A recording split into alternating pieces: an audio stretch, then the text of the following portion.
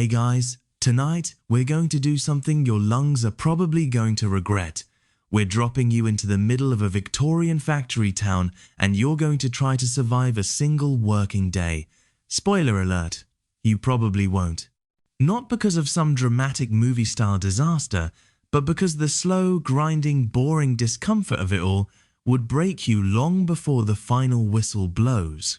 As you listen, just let the images play quietly in your mind: cobblestone streets, smoking chimneys, grey skies that never quite get bright.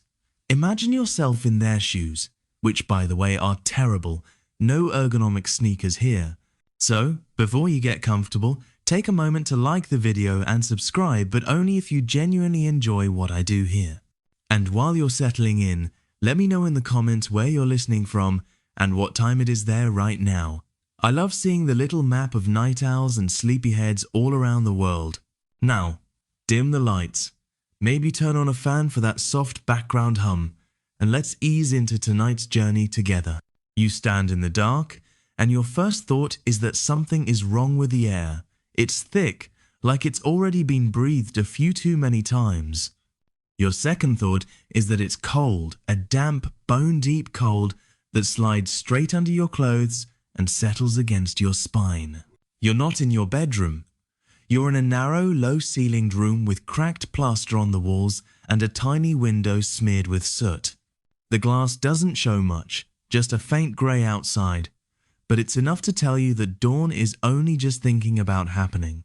You're lying on a rough straw mattress on the floor, sharing it with two other bodies. One is a younger boy, curls matted, snoring softly. The other is an older woman, maybe your mother in this borrowed life, turned to the wall, wrapped in a threadbare blanket. The room tastes of stale, sweat, coal, smoke, and boiled cabbage that was eaten a long time ago. You push yourself up, and everything feels different. Your hands are rough, the nails ridged and dirty. Your clothes are already on you, a cheap, coarse shirt, stiff with old sweat and soap, trousers that hang a little too loose, and socks that are more whole than fabric. When your feet touch the floor, the boards are cold enough to make you catch your breath. Outside, somewhere not too far away, a factory bell clangs in the murky distance. The sound creeps in through the window and into your bones. It isn't a gentle wake-up chime, it's an order. You fumble toward the basin in the corner, a metal bowl with a film of cloudy water, yesterday's dirt still floating in it.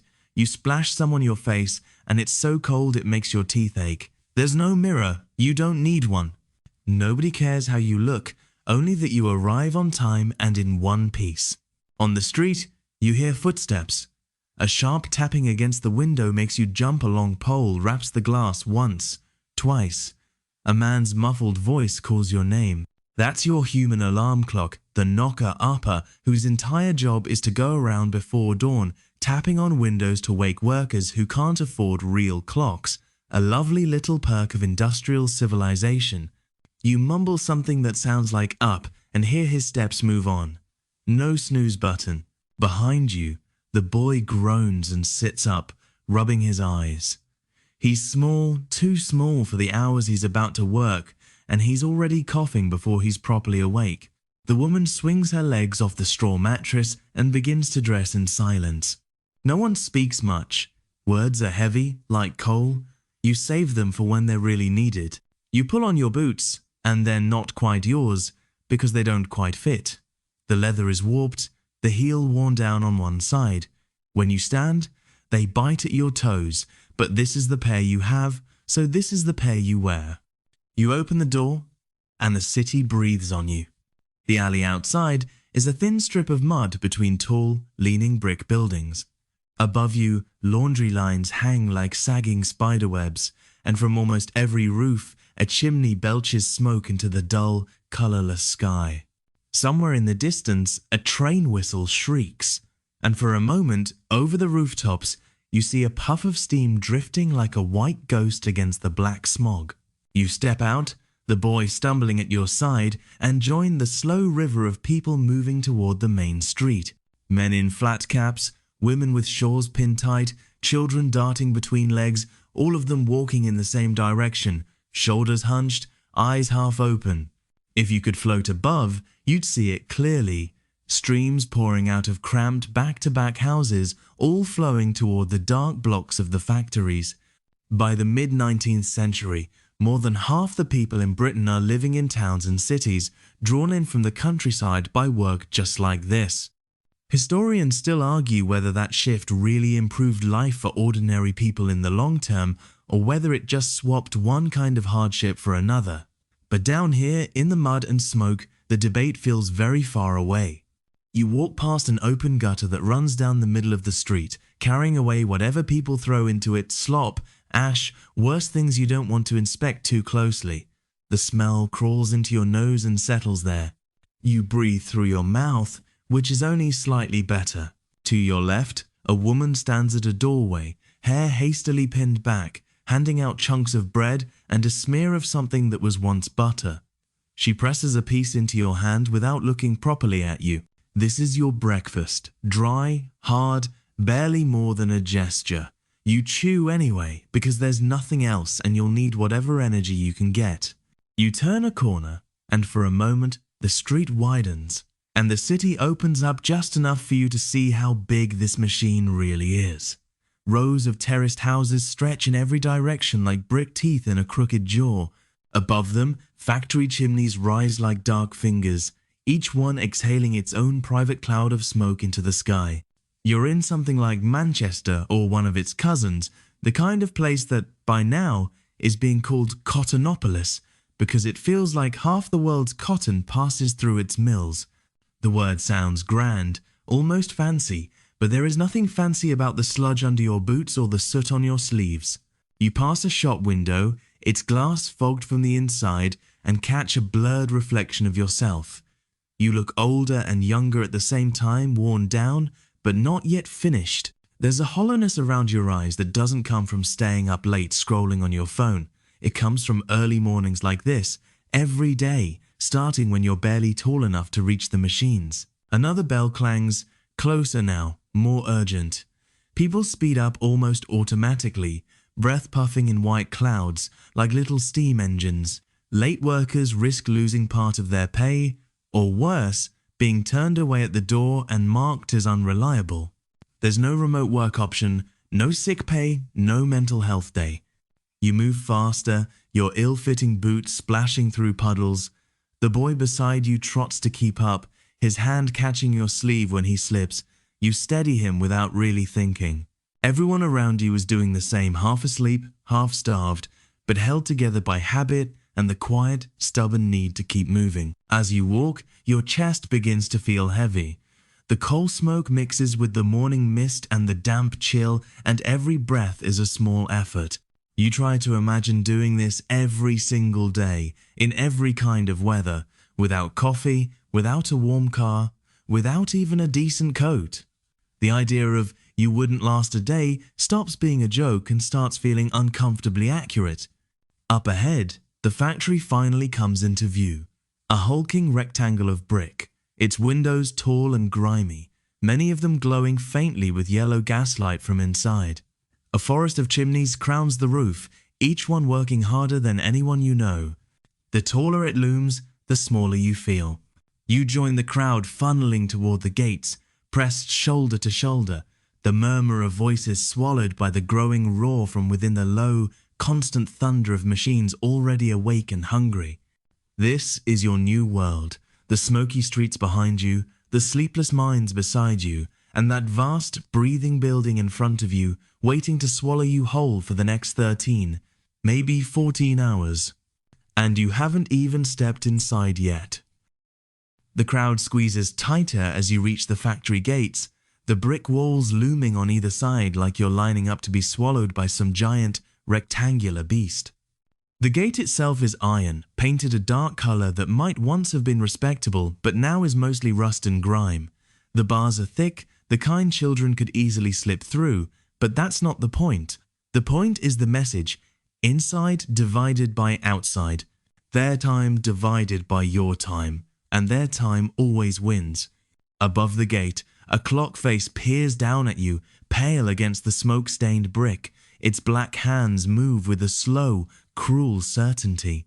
You tilt your head back to look at it, and for a second you get a little dizzy. The hand is almost on the hour. You're cutting it fine. All around you, people are doing that same tiny, nervous glance upwards, like worshippers checking in with a mechanical god. The bell that you heard from the streets is louder here, now a solid, metallic heartbeat. One clang for "get ready," another for "you'd better be inside," and if you're still outside after that, well, your wages are about to feel it.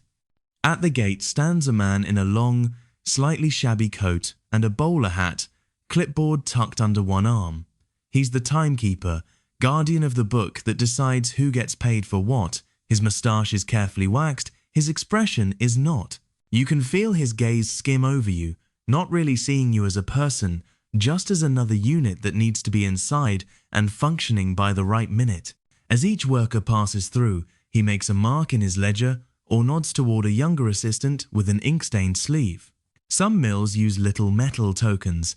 Each worker has one and drops it into a box to show they've arrived. Others use punch cards later on.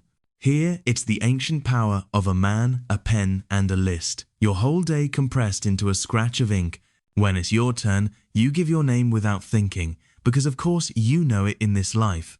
It comes out rough, like you've been saying it in this queue for years. The boy beside you pipes up with his voice cracking a little. The timekeeper barely glances at him, just flicks his eyes at the clock and makes a note. Not late enough to fine, not early enough to earn any favor. Just in time, the same way you breathe. Barely enough, but enough. You slip under the archway with the others, boots echoing on the worn stone. Immediately the air changes. Outside, it was cold and smoky. In here, it's warmer, thicker, humming with a deep mechanical vibration that you feel in your ribs more than you hear with your ears. It's like standing inside a giant's chest, listening to its heart and lungs work overtime. On the wall just inside the gate, a large board is nailed up, painted with neat black letters. You recognize some words even if the spelling and phrasing are old. Rules, fines, regulations. Your eyes travel over the list as you shuffle past. A deduction for being late by a few minutes, more for missing a full hour, still more for swearing, for damaging tools, for leaving your station without permission. There is even a line about spitting on the floor. If you get caught, you pay, which is mildly ironic, considering the floor will soon be a mix of oil, lint, and who knows what from hundreds of pairs of boots. Some mills actually sprinkled the floors with sawdust, so when people ignored the rules and spat anyway, it had somewhere soft to land. A kind of grim early health and safety idea if you squint very generously. You pass under another arch and now you can see the factory yard, a bare rectangle hemmed in by brick. A cart creaks by, piled high with raw cotton, bales wrapped in coarse cloth. A few chickens peck half-heartedly in a corner because even here, someone's trying to squeeze out an extra egg or two.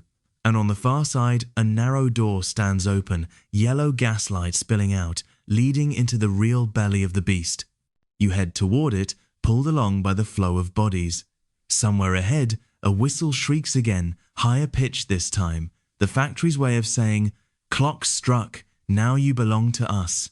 The boy at your side hurries, nearly trotting. If he's late, he risks not just a fine but a tongue lashing from the overseer, maybe worse. Children in these mills can work 12-hour days, sometimes more, especially before the stricter factory acts start nibbling away at those hours.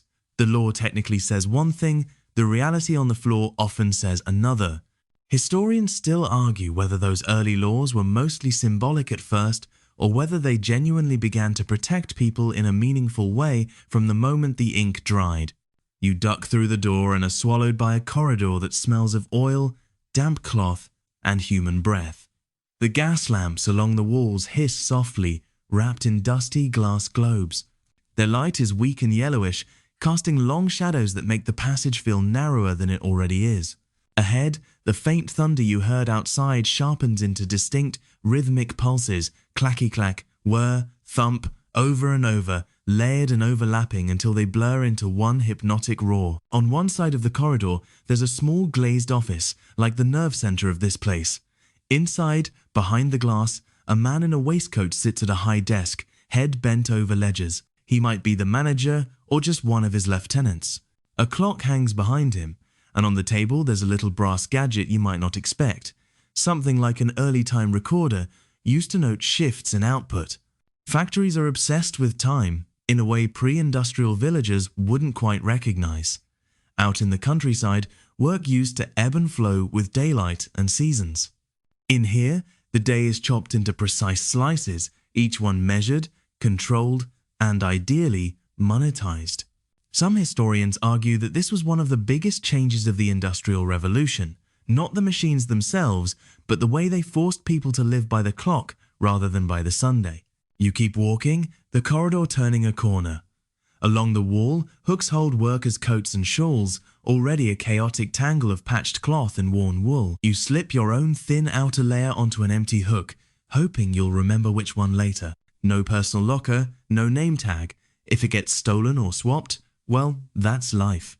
A tall man with a stick, not quite a cane, not quite a whip, stands near a doorway, watching the flow of workers. He's an overseer, the mid-level management of this vertical world. Not rich enough to be comfortable, but powerful enough here to make your day miserable. His gaze scans you all with practiced sharpness, lingering on slack shoulders, sluggish steps, anyone who dares look too sleepy. Move along, he snaps, but not at you specifically, just at anyone and everyone. The frames don't wait. You step past him, trying to look brisk without looking like you're trying. It's an odd dance, this performance of obedience. You're not late, but you're not early enough to be invisible. He grunts, apparently satisfied, and turns away to bark at someone else. The door ahead opens into a stairwell. The sound of the machines pours down like water, louder, harsher. You climb, hand brushing the cold rail, boots thudding on the steps worn smooth in the middle by tens of thousands of identical mornings. On the landing, another notice is pasted to the wall, the paper curling at the edges. This one announces new regulations for night work in big letters.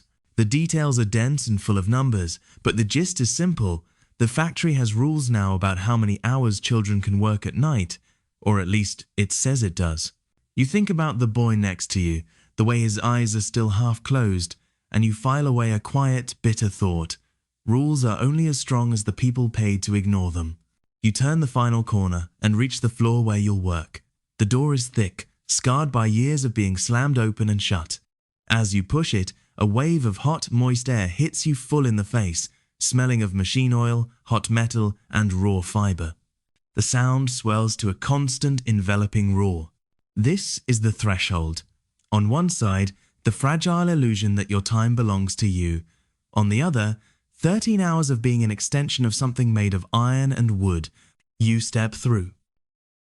The sound hits you like a wall. You thought you'd heard the machines already, out in the stairwell, but that was just the echo. In here, it's total. A constant, layered roar that eats your thoughts as soon as you have them. You open your mouth in a small, instinctive gasp, and the air that rushes in is hot, damp, and tastes faintly of oil and raw fiber. Rows of machines stretch away from you into a hazy distance, disappearing into a pale mist of steam and lint. It's like looking down a corridor made of iron and movement. Shafts spin overhead, long iron rods running the length of the room, belts dropping from them to drive the frames below. Everything moves, everything shudders, everything hums. You stand frozen for a heartbeat too long. Then the second bell goes. It's not a gentle chime. It's a high, harsh ring that slices through the mechanical roar just enough to be heard, and instantly the energy in the room shifts. Anyone still dawdling snaps into motion. People sprint the last few yards to their stations, hands already reaching for levers and threads. Conversation drops like a stone. This is the moment where you stop being a person and become, at least in the factory's eyes, part of the machinery. The boy at your side tugs your sleeve hard, dragging you back to reality. He darts ahead, weaving between frames with the ease of someone who's been doing this since he was barely taller than the machines themselves. You follow him, heart hammering, trying not to collide with anything sharp, spinning, or very expensive. Your station is halfway down one long row, a cluster of spinning frames, tall and narrow, their metal parts shining dully under the gaslight. They're half alive already, spindles whirring lazily as the overhead shaft begins to spin faster. The woman you share this patch of floor with, broad-shouldered, apron tied tight, is already there, tying back her hair with quick, practiced fingers. "About time," she mouths at you, but the sound is snatched away. Her expression is half annoyance, half relief that you're not actually late. You slide into your place on the worn patch of floorboards, the spot that already remembers the shape of your feet. You feel, rather than see, the overseer moving along the aisle behind you. His boots have a particular rhythm on the boards, clipped and decisive. He carries that stick again, tapping it against his palm, occasionally against a frame. He checks positions, counts heads. Somewhere down the row, he shouts something you can't quite catch, but the tone is unmistakable. Someone's luck just ran out. Fines here aren't theoretical. They bite straight into your already thin wages. Being a few minutes late might cost you an hour's pay. Damaging yarn, letting threads break, or stopping a machine if it isn't strictly necessary can mean more pennies shaved off. It's the 19th century version of your boss docking your pay because your laptop dared to reboot itself. A lever clanks somewhere near the front of the room, and the main shaft overhead jerks into a faster spin. Belts slap, wheels catch, and suddenly every machine in your row roars fully to life. The floor vibrates under your boots. The frames in front of you rattle and whir as cotton slivers begin to snake through rollers, drawing out into finer threads that twist and dance with frightening speed. You don't get a gentle warm-up period. You step straight into a sprint that lasts all day. Your hands move almost on their own. You reach for broken ends, twist, lick your fingers instinctively, a quick dab of spit to help the fibers catch as you knot two wispy threads together. It's a habit so ingrained you barely notice it, even though you're doing it in air full of fluff and whatever germs your co-workers brought in. One quirky little detail. Some visitors to mills were horrified by the sight of dozens of workers constantly licking their fingers and touching the shared yarn, calling it a most unsanitary spectacle. The workers, of course, called it doing our jobs. The boy has his own tiny territory just beyond you. He's a piecer. His job is darting between frames, repairing broken threads on the move, hands moving so fast they're almost a blur. Every time a thread snaps, the machine keeps going. It's his job to chase it, catch it, and tie it back in before the bobbin winds itself into a useless mess. He's barely tall enough to see over some of the moving parts, which is exactly why he's been put here. Small body, cheaper pay. You glance up at the far end of the room where high windows line the wall. The glass is grimy, and the world beyond them might as well be on another planet. Only a faint, greyish light seeps in. Most of the brightness comes from gas lamps fixed along the ceiling, hissing gently, their flames enclosed in dusty globes. In winter, these lamps burn from dawn till dusk because the days are too short and the workday too long for natural light to be enough. After a while, you realize the noise isn't just noise. At first, it's one giant, punishing roar, like being trapped under a waterfall made of metal. Your ears try to fight it, to pick out individual clanks and thumps, but they give up almost immediately. Then, slowly, your brain starts cheating. It begins to organize what it's hearing, sorting the chaos into layers. Closest to you is the sharp, insect-fast whir of the spinning frames, the thin metallic hiss of spindles turning. Under that is a heavier thud-a-thud, the rhythm of bigger machines starting and stopping somewhere further along the room. Above everything, a continuous rushing sound. Like a distant train that never actually arrives, the overhead shafts and belts slicing the air as they spin. If you close your eyes for a second, just long enough to blink, not long enough to get scolded, you can almost imagine it as some strange kind of industrial music. Each machine playing its own part, looping the same bar over and over, never changing key, never reaching an ending, just going. That constant going is thanks to a steam engine you can't see from here. It lives in its own special room, usually called the engine house, tucked to one side of the factory. There, a big beam engine or rotary engine huffs and sighs, pistons sliding, flywheels spinning, coal being burned to keep every rod and shaft in this room moving. By the middle of the 19th century, hundreds upon hundreds of mills across places like Lancashire, Yorkshire, and beyond are wired, or rather belted into steam power like this, making Britain the cliché workshop of the world. One big, sweaty workshop that forgot what quiet sounds like. You feel that hidden engine through your feet. The floor never really stops trembling. It's subtle enough that, if you were here for years, you might stop noticing it. But with your modern, pampered senses freshly dropped into this world, it's like standing on the deck of a ship in bad weather, a constant reminder that you're riding something larger and more powerful than you. You lean in to adjust a thread, and one of the belts overhead flaps slightly, then settles back into smooth motion. It hangs from the spinning iron shaft like a black ribbon, dropping down at an angle to loop around the wheel on your frame. If that belt snaps, and they do, from time to time it can whip across the room with enough force to break skin, or worse. You try very hard not to think about that and keep your head down. Communicating in here is its own special art. You can't really talk in any normal sense. If you shout, your words dissolve into the clang and rattle before they get to the person beside you. So people learn to speak with their faces, their hands, the tilt of a chin, a raised eyebrow, a flick of the fingers, a jerk of the head toward the overseer making his rounds. Your co-worker taps your elbow, then points with her chin at the oil can resting on a ledge a few frames away. Her lips form a single word: oil. You nod, reaching for it when you get a tiny gap between crises of breaking thread. The can is slick and smells sharply metallic. You make a quick pass along your machine, touching drops to bearings and joints, the oil shining briefly before disappearing into the hungry metal. Further down the room, a burst of pale steam escapes from a pipe near the ceiling, hissing like an angry cat. It curls and mingles with the already humid air, then vanishes into the general haze. The room is kept deliberately moist. Cotton likes damp air. It makes the fibers less brittle, less likely to snap and cause stoppages. Some mills used to sprinkle water on the floors or run pipes that leak steam on purpose, turning the weaving sheds into something like a low-budget tropical greenhouse. Lovely for the cotton, less lovely for your lungs. You catch sight of a window along the far wall. It's shut tight, condensation beading on the inside. A few decades from now, reformers will make a big deal out of getting better ventilation into places like this. For the moment, the priority is keeping the thread happy, not you. Historians still argue whether masters truly believed this humidity obsession was for the workers' good as well, or whether it was always understood as a straight trade-off, healthier yarn in exchange for sicker bodies.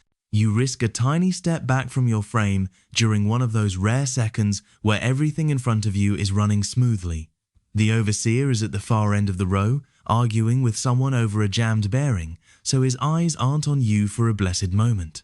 From this slightly wider vantage point, the room becomes almost dizzying. Long aisles stretch away on either side, lined with machines so close together that there's barely space for a person to walk sideways between them. Overhead, the forest of shafts and belts turns endlessly, crisscrossing like black branches against the ceiling. Lint hangs in the air, catching the gaslight in tiny, floating sparks.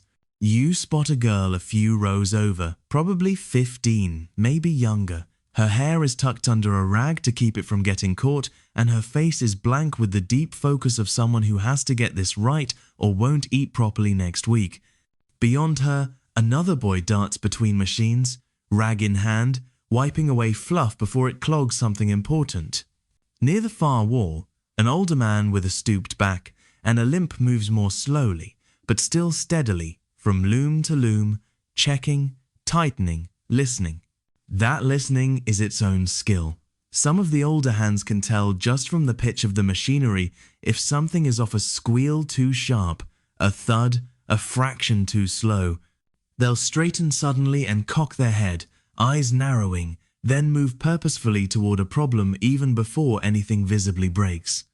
One quirky little habit in some mills was to nickname these workers tuners, not just for their job of adjusting machines, but because they seem to have a musician's ear for the factory's weird soundtrack. You edge along your own frame to clear a snag, and the claustrophobia creeps in. On one side, metal, fast and unforgiving. On the other, another frame, another worker, as pressed in as you are. Behind you, the walkway is narrow, hemmed in by yet more moving parts. There is no open space, no quiet corner, no patch of floor that isn't claimed by the machinery or the people serving it. You think, a little desperately, about the concept of personal space, about how, in your own time, You might complain that the bus is crowded if someone's shoulder brushes yours. Here, shoulders, arms, hips all bump together as people squeeze past with oil cans, bobbins, tools. A hand on your back might be someone steadying themselves so they don't step straight into a whirling spindle. Nobody says sorry. There's no time, and anyway, everyone's doing it to everyone else. Somewhere, a bell rings again. A different tone this time, not the start of day clang, but a shorter, sharper note. It signals a brief pause, maybe for a shift in process or a check on something hot or overstrained. A few machines hiccup to a halt, the belts above them slowing. The change in sound is almost shocking, like someone just turned down the volume by a notch. You feel the relief in your bones, even if it's only for a minute or two. With the reduced roar, people snatch at the chance to say a few actual words. A half sentence shouted to the neighbor who's been working silently beside you for hours. A joke that's half lost to the still present noise, but enough to make 2 or 3 people's mouths twitch in a smile. There are stories not here, right now, but in mills very much like this one, of workers matching hymns or popular tunes to the beat of the machines, mouthing words along with the thumps and clacks.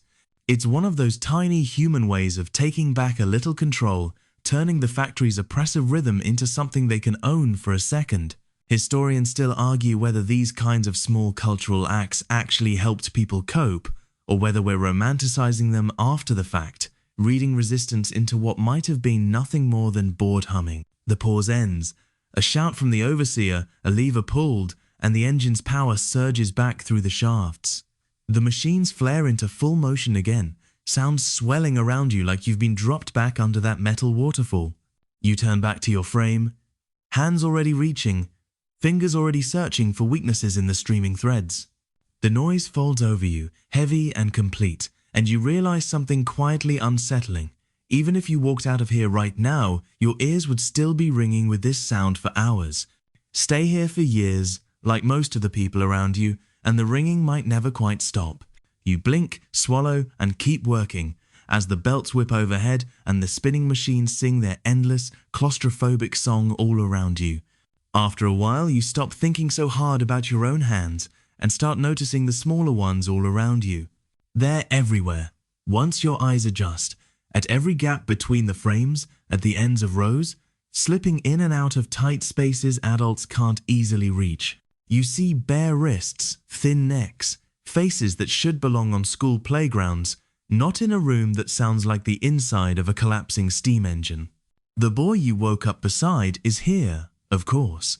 You keep glimpsing him as he zigzags between the machines near you, a little blur of movement, shirt too big, sleeves rolled sloppily to keep them from catching. His hair is flattened on one side from where he slept.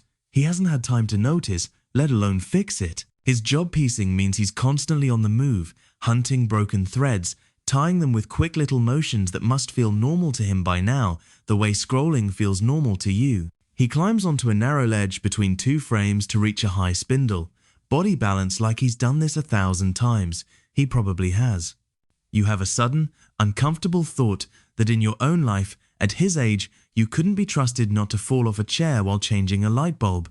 Here, he's trusted to squeeze between tons of spinning metal and not get dragged in. A little further down, another child crouches at floor level, not even as tall as your chest. She's a scavenger. Her job is to collect the cotton waste that falls under the machines, the fluff, the half-formed strands, the threads that snapped and dropped out of the money-making stream. That waste can be used again, spun into lower-grade yarn. So she spends her day crawling on hands and knees, darting under frames between strokes, grabbing handfuls of white fluff and stuffing them into a sack. The key phrase there is between strokes. The machines don't stop for her. She times her movements to the rhythm of the machinery, slipping in when the moving parts are just far enough away, scrambling back out literally half a second before something heavy and sharp passes where her head just was. Your heart does a little doubly beat every time she misjudges by even a fraction of a second. You look at her and do a quick mental swap, put your own childhood self in her place. Would you have been alert enough, hour after hour, day after day, to keep dodging those moving parts? Or would there have been one tired afternoon, one distracted moment when you moved a fraction too slowly? In this room, a fraction too slowly isn't a metaphor. By the 1,830 seconds, people outside these walls had started to notice just how small the bodies inside were. The 1833 Factory Act, one of the early big legal reforms, tried to set some limits. No children under 9 in textile factories, 9-0s to 13-0s capped at 9 hours of work a day, and teens at 12. On paper, that sounds almost reasonable compared to what came before. In practice, enforcement was patchy, inspectors were few, and birth certificates weren't always a thing you could just wave around. So a lot depended on what the master claimed and what the child had been carefully coached to say. You see that coaching in action from time to time. When word spreads that an inspector might be visiting, there's a subtle tightening in the air. Overseers suddenly become very interested in making sure everyone looks their alleged age. There are whispered reminders, "Remember, you're 13 today." Kids barely tall enough to see over the frames will solemnly repeat that phrase like a magic spell. One quirky little detail: some reform inspectors actually carried measuring sticks, convinced they could tell age from height, prodding reluctant children to stand straight while the machines thundered around them. The boy Pisa near you is probably officially older than he looks. His real age might be 10, 11. On the books, conveniently, he's probably a hardy 13. He darts toward you again, this time ducking low to catch a thread that's broken near the base of your frame. For a moment his face is level with your hands.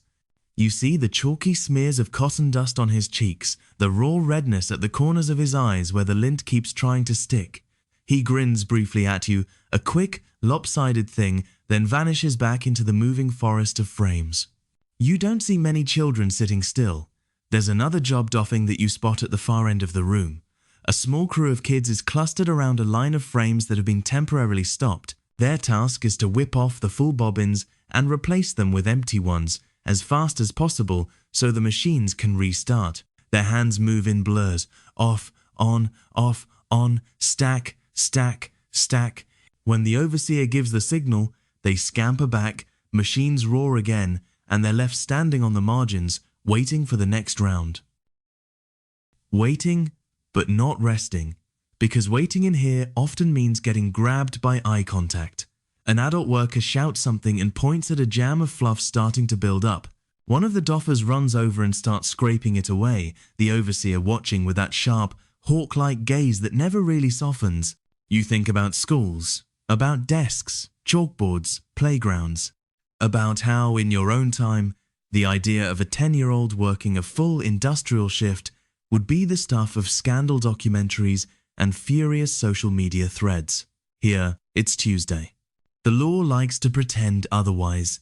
After the 1833 Act, mills are technically supposed to provide 2 hours of schooling per day for their younger workers, a little bolt-on slice of education, like a plug-in awkwardly attached to a massive, humming machine. Some kids become half-timers, splitting their days between schoolroom and spinning room. Others attend evening classes, eyes already drooping, hands stained with oil on their exercise books. Historians still argue whether those token hours really changed the trajectory of these children's lives, or whether it was more about soothing middle-class consciences than transforming working-class futures. In this factory, the school part exists mostly on paper. There might be a room nearby where, on certain days, a tired, underpaid teacher tries to coax the alphabet into sleepy heads. But for most of the little bodies around you right now, letters are a luxury they only sometimes get to touch. The one thing they know for certain how to read is the overseer's expression. You watch as the scavenger girl under the frame nearest you misjudges her timing slightly. One of the machine's moving parts brushes the hem of her dress. It tugs. Just for a second, fabric stretching tight across her back. She yanks herself free with a fast, frightened jerk, eyes wide. The whole thing takes less than a heartbeat, but your stomach flips. The woman working your frame has seen this sort of thing too often. She reaches down, hauls the girl to her feet with one firm hand, clucks her tongue, and slaps dust off the child's shoulder, almost briskly. There's no big dramatic moment, no heartfelt lecture, just a resigned, practiced efficiency like she's straightening a crooked picture on the wall. "You watch it," she mouths, jabbing a finger toward the moving parts, then toward the girl's face. The girl nods, bites her lip, and drops back to her knees. In the background, someone starts coughing. It's a dry, rasping sound that develops into a kind of low, rattling bark before it finally stops. A few heads turn, but not many. Coughs are part of the soundtrack here, as ordinary as the thump of the machines. People talk about mill cough like it's just another fact of life, like the soot on the windows or the soot in your tea. Wages are another quiet, grinding fact. A child like the boy piecer might earn only a fraction of an adult's pay, a few shillings a week. If that for hours, that would make your own job feel like a hobby. But for families pressed into these cities by the collapse of cottage industries and the pull of factory work, that child's few shillings can be the difference between bread and no bread. That's the cruel balance. Parents don't send children here because they hate them. They send them because the rent is due. You think about your own complaints about work. The email that arrived too late, the meeting that could have been something else, the office chair that isn't quite right. Then you imagine starting your day in this room at 5 in the morning at 8 years old for 6 days a week, with Sunday as your only paused breath. No cartoons, no weekend sports, no sleeping in. Just the bell, over and over. There's a popular image, almost a cliché, of the Victorian child chimney sweep, covered head to toe in soot, climbing through narrow flues. That did happen, painfully and dangerously. But in sheer numbers, it was children like these, in rooms like this, who powered the era. Tens of thousands of little bodies feeding and serving machines all across Britain and beyond. Historians still argue whether their presence was absolutely essential to the industry's growth, or whether factories could have adapted sooner to rely more on adult labour and better machinery if they'd been forced to. The bell for the midday break is still a long way off, and your legs are already tired. You watch the boy piecer trip slightly, catch himself on a frame, and keep going without a pause. His face is pale, his lips a little blue around the edges from the poor air, but his hands haven't slowed yet.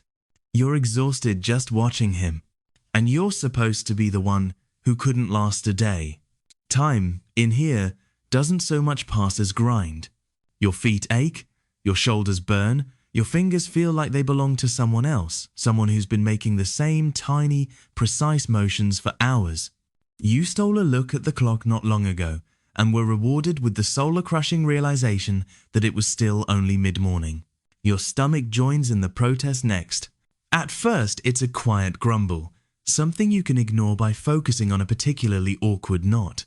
Then it becomes a slowly spreading hollowness, a cold space under your ribs that has nothing to do with the damp air and everything to do with that pathetic scrap of bread you swallowed on the way here. You feel lighty-headed for a second and have to blink hard, refocusing on the flicker of threads in front of you. Losing concentration here isn't just embarrassing, it's expensive. Drop a bobbin, tangle a line, stall your machine, and you can practically hear the coins falling out of your already thirsty wages. The woman sharing your frame leans in close enough that her lips brush your ear. "Nearly breakfast," she mouths, exaggerating the shapes of the words. You catch the faintest suggestion of humour in her eyes. It's not really breakfast, more brief pause where you're permitted to swallow something, maybe. You're not the only one waiting for it. The boy piecer's movements have taken on a slightly frantic edge, like he's trying to outrun his own hunger. Every so often, he sneaks a quick lick of his lips, as if maybe, just maybe, some stray calories are hanging in the cotton lint. Eventually, mercifully, a bell rings.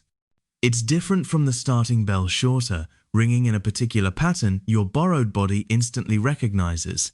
The effect is immediate. Machines begin to slow, one by one, like a series of waves rolling back from the shore. Overhead, shafts spin down, belts slacken, clatter softens to a grumbling murmur. The sudden drop in noise is almost painful, like stepping out of a nightclub into an empty street at 3 in the morning. Your ears ring in the relative quiet. For a few seconds, you actually hear individual voices instead of one long metallic roar. You don't leave your post. Not yet. There's a sequence to all this, a choreography drilled into everyone here.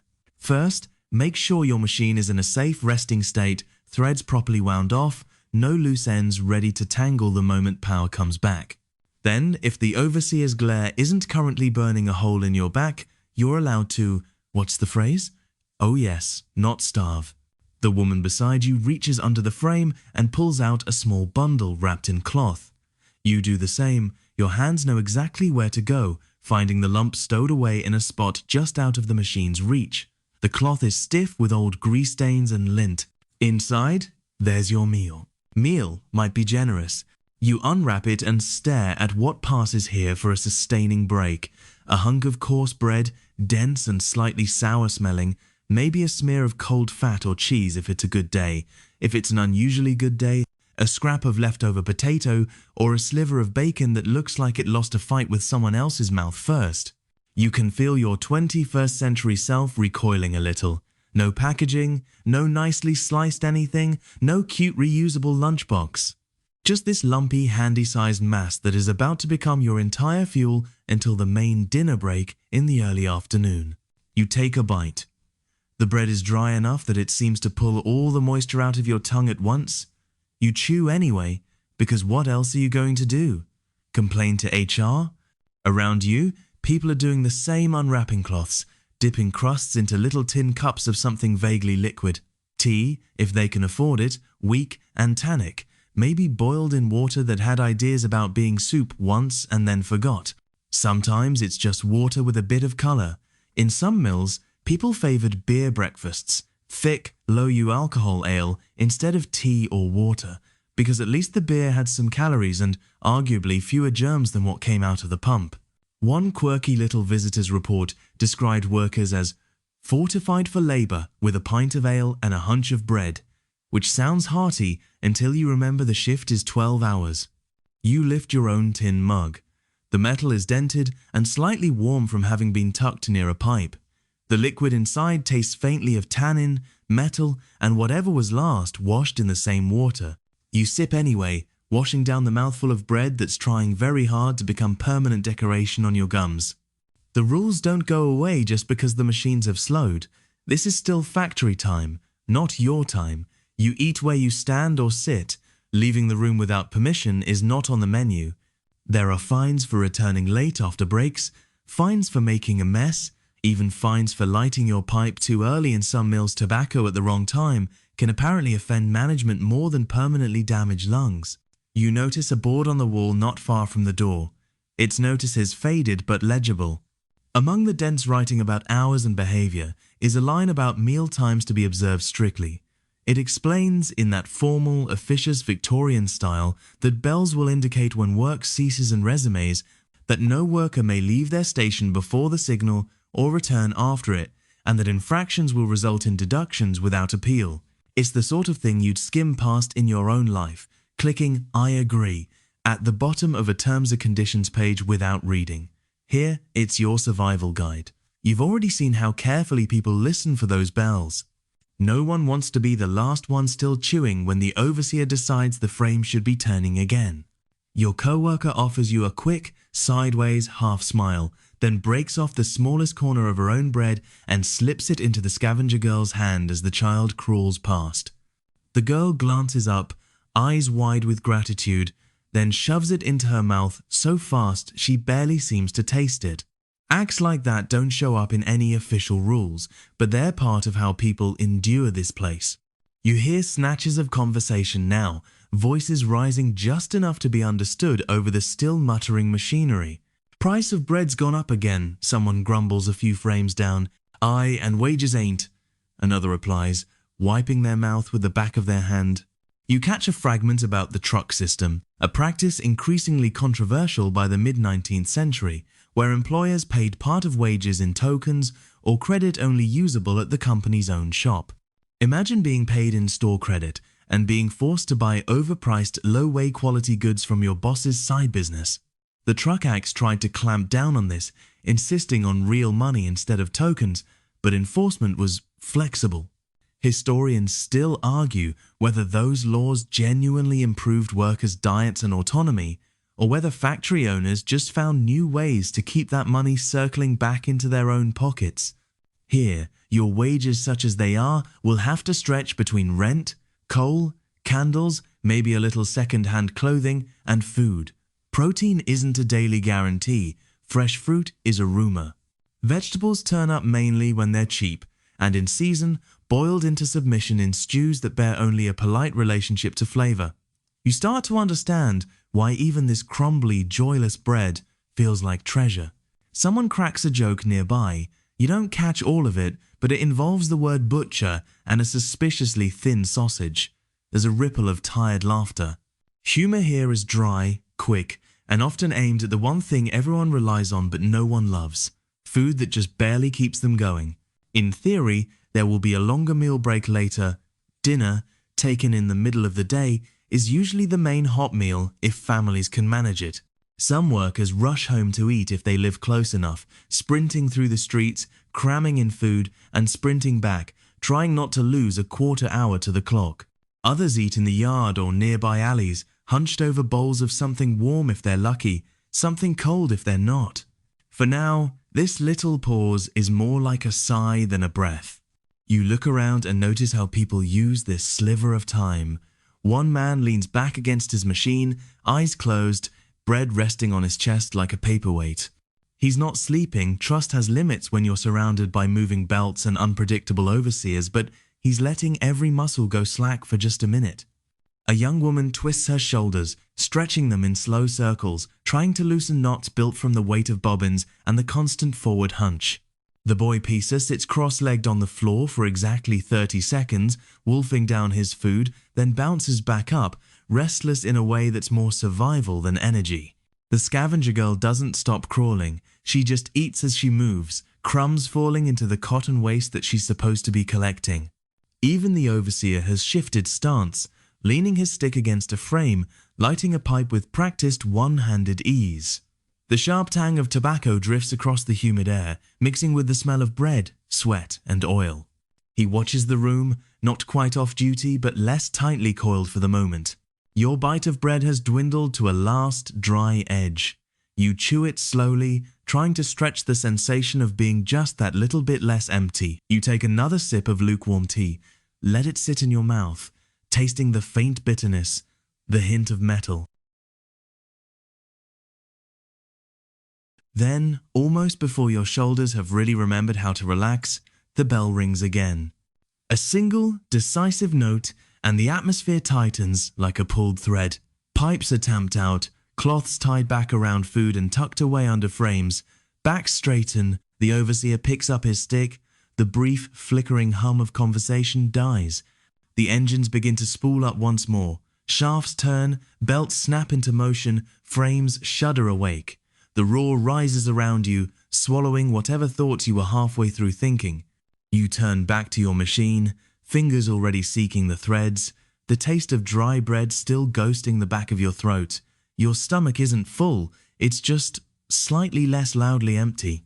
And there are still long hours to go before dinner, before the next sanctioned moment when you're officially allowed to remember you have a body that needs feeding, not just hands that feed the machines. The bell's echo is still fading when the roar rises again, swallowing everything. You turn back to the frame, fingers automatically finding their place, and only now, with your stomach slightly less loud, do you really notice what your lungs have been trying to tell you all morning. The air feels wrong. Not just warm and damp, but thick, like you're breathing through a wool blanket that someone dipped in hot, slightly greasy water and then pressed over your mouth. Every inhale brings with it a faint, fibrous tickle in your throat, like tiny hands brushing the inside of your windpipe. You squint, and you can actually see it now, a permanent little snowstorm of lint drifting in the gaslight. White flecks float and whirl in the air, currents stirred up by the machines, catching the yellow glow, settling on hair, eyelashes, shoulders. Every time someone moves quickly, a soft puff of fluff rises from their clothes like smoke. You rub your eye with the back of your wrist and come away with a little smear of cotton stuck to your skin. On the floor, where the scavenger girl crawls, the dust is thicker. The boards are dark with a mix of oil, spilled water, and years' worth of compacted fiber. In some mills, they actually sprinkle the floor with water to keep the flying lint down. Less airborne fluff means fewer snapped threads, less cleaning, less risk of fire. It does almost nothing for your lungs.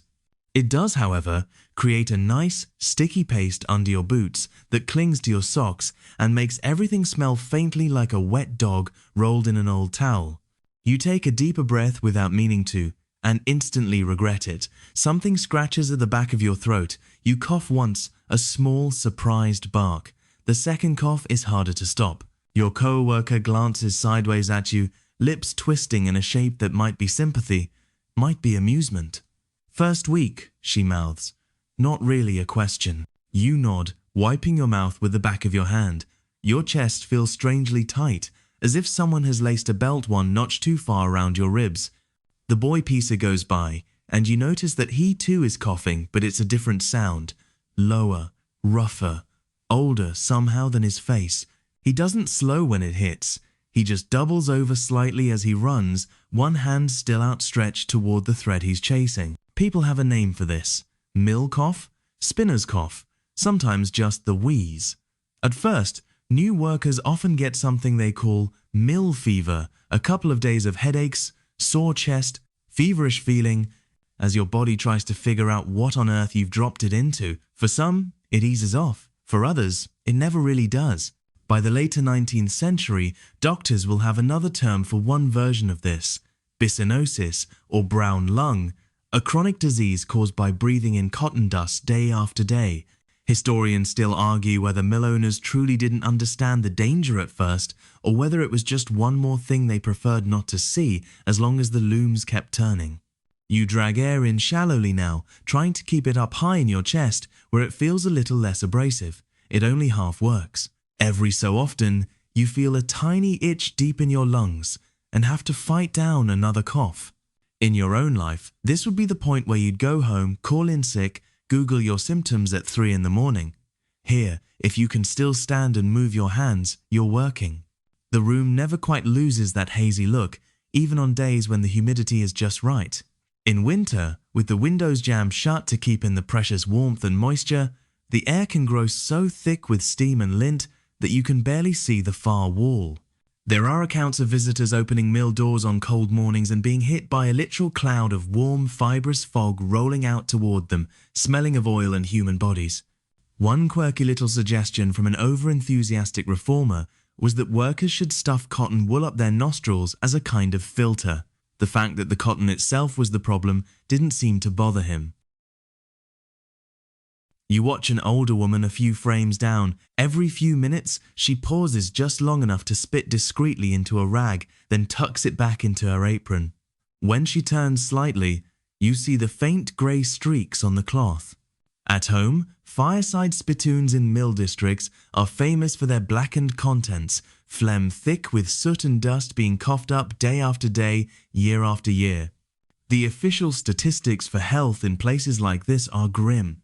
In the 1,840 seconds, one landmark report on British towns found that a manual worker in an industrial city might die, on average, in his 20s or early 30s, while people in some rural areas routinely reached into their 40s or beyond.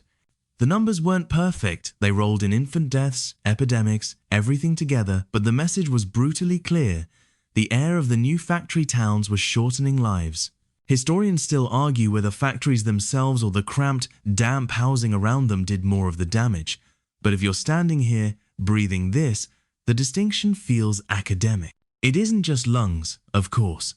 Long before they get a diagnosis, long before words like chronic bronchitis or emphysema are part of anyone's vocabulary, workers here feel the wear in 100 smaller ways.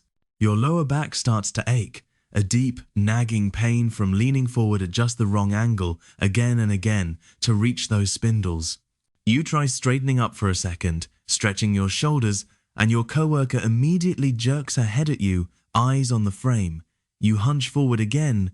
Over years, that little hunch becomes permanent. Reformers who toured mills in the mid-19th century wrote about factory girls in their 30s who already walked like elderly women, shoulders rounded, spines curved.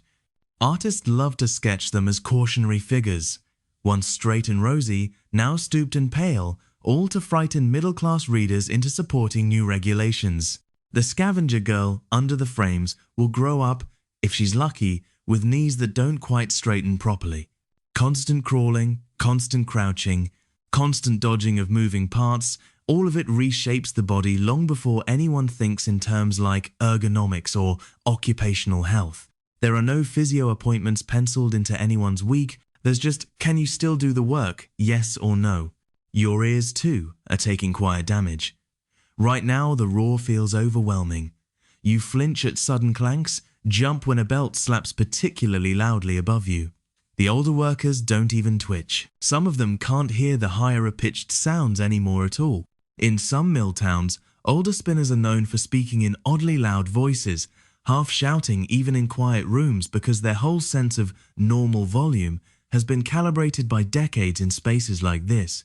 They learn to lip read a little simply because they have to. You already follow your coworker's mouth more than her voice. There are even stories of couples courting on the factory floor by exchanging glances and exaggerated mouthed words across the looms.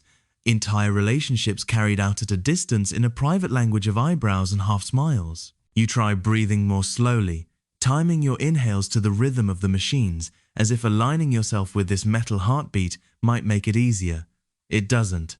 Your throat feels raw, and a dull ache has started to creep up behind your eyes. Part dehydration, part noise, part sheer sensory overload.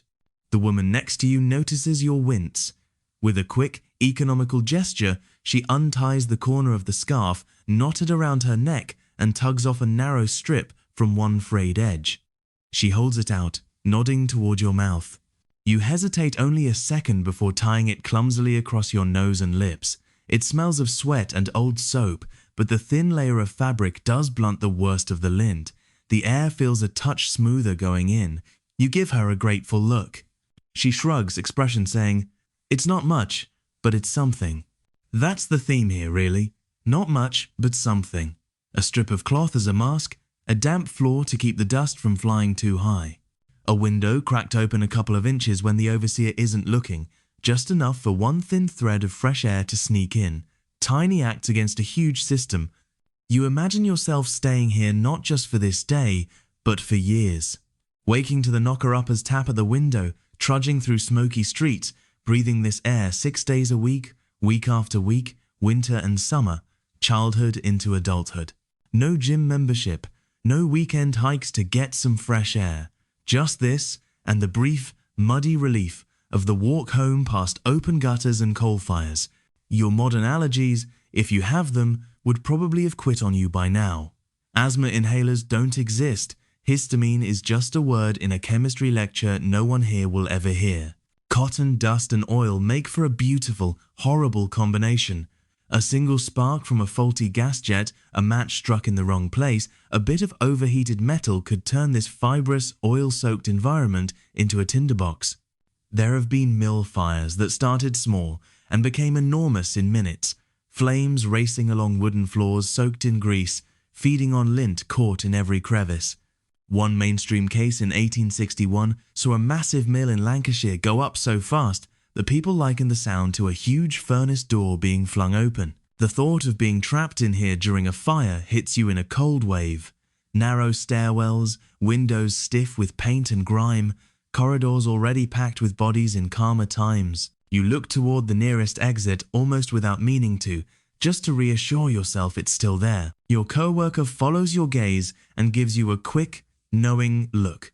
She taps the side of her head, then points toward the stairwell door. Always know your way out. That's not written on any notice board, but everyone who's survived a few near misses seems to carry it like a second map in their mind. Near misses are frequent enough. Later in the day, a sharp chemical smell cuts briefly through the usual stew of oil and cotton. Someone shouts, and a cluster forms around a machine halfway down the room. A belt has been rubbing against a misaligned wheel, heating up enough that the leather began to smolder. Instantly, 2 workers grab one of those red buckets, sloshing water over the offending spot. Steam and a faint puff of smoke rise. The overseer storms over, not with gratitude, but with fury, face flushed, this time genuinely rattled. A major fire is bad for everyone, even him. The machine cools, the belt is adjusted, the bucket is rehung. No fire this time, just a damp patch and a lingering taste of burned leather. You hear someone mutter something that sounds suspiciously like, "That's one way to get a holiday." There's a ripple of strained humor. It's the sort of dark joke people in dangerous jobs have been making forever, laughing at the thing that could kill you, because what else are you going to do? Occasionally, of course, the worst does happen. You don't see a full-blown disaster today. You're spared that. What you do see is the long tail of previous accidents walking past you. During the main meal break later, when some workers drift toward the yard for a breath of something closer to real air, you catch sight of a man sitting on the low wall by the door. He's in his 30s maybe, but looks older. His left sleeve is pinned neatly at the elbow, there's nothing underneath it. As you watch, he fumbles in his pocket with his remaining hand, pulls out a small pipe, and lights it with practiced clumsiness, flexing the stumped arm slightly as if expecting fingers that never arrive. A kid maybe 12 glances at him with a mixture of respect and fear. The man notices, offers a half smile, and taps his pinned sleeve with the bowl of his pipe, like he's saying, "This is what happens. Learn from it." That sort of injury isn't the end of work necessarily. Some people with missing fingers or damaged hands shift to jobs that involve more watching and less grabbing, minding a particular part of the process, hauling, sweeping, keeping tally. But their earning potential shrinks along with their number of digits. No disability insurance, no neat little sick leave policy, just fewer options and more hungry mouths at home. You think back over all the little risks you've already taken without meaning to. That time your scarf slipped a little too close to a belt. The moment you leaned in to get a better look at a thread, forgetting just how fast that spindle was spinning, the half second your attention wandered because your lungs burned a bit more sharply or your legs cramped. In your own life, your workplace hazards might include a paper cut, a badly placed charger cable, maybe a heavy box you shouldn't have lifted alone. Here, everything around you has teeth, edges, momentum. A day without mishap is not the baseline, it's a victory. You flex your bandaged hand gently. The cut throbs in a steady, distant way, like your body is knocking politely to remind you that this is not where fingers are meant to live.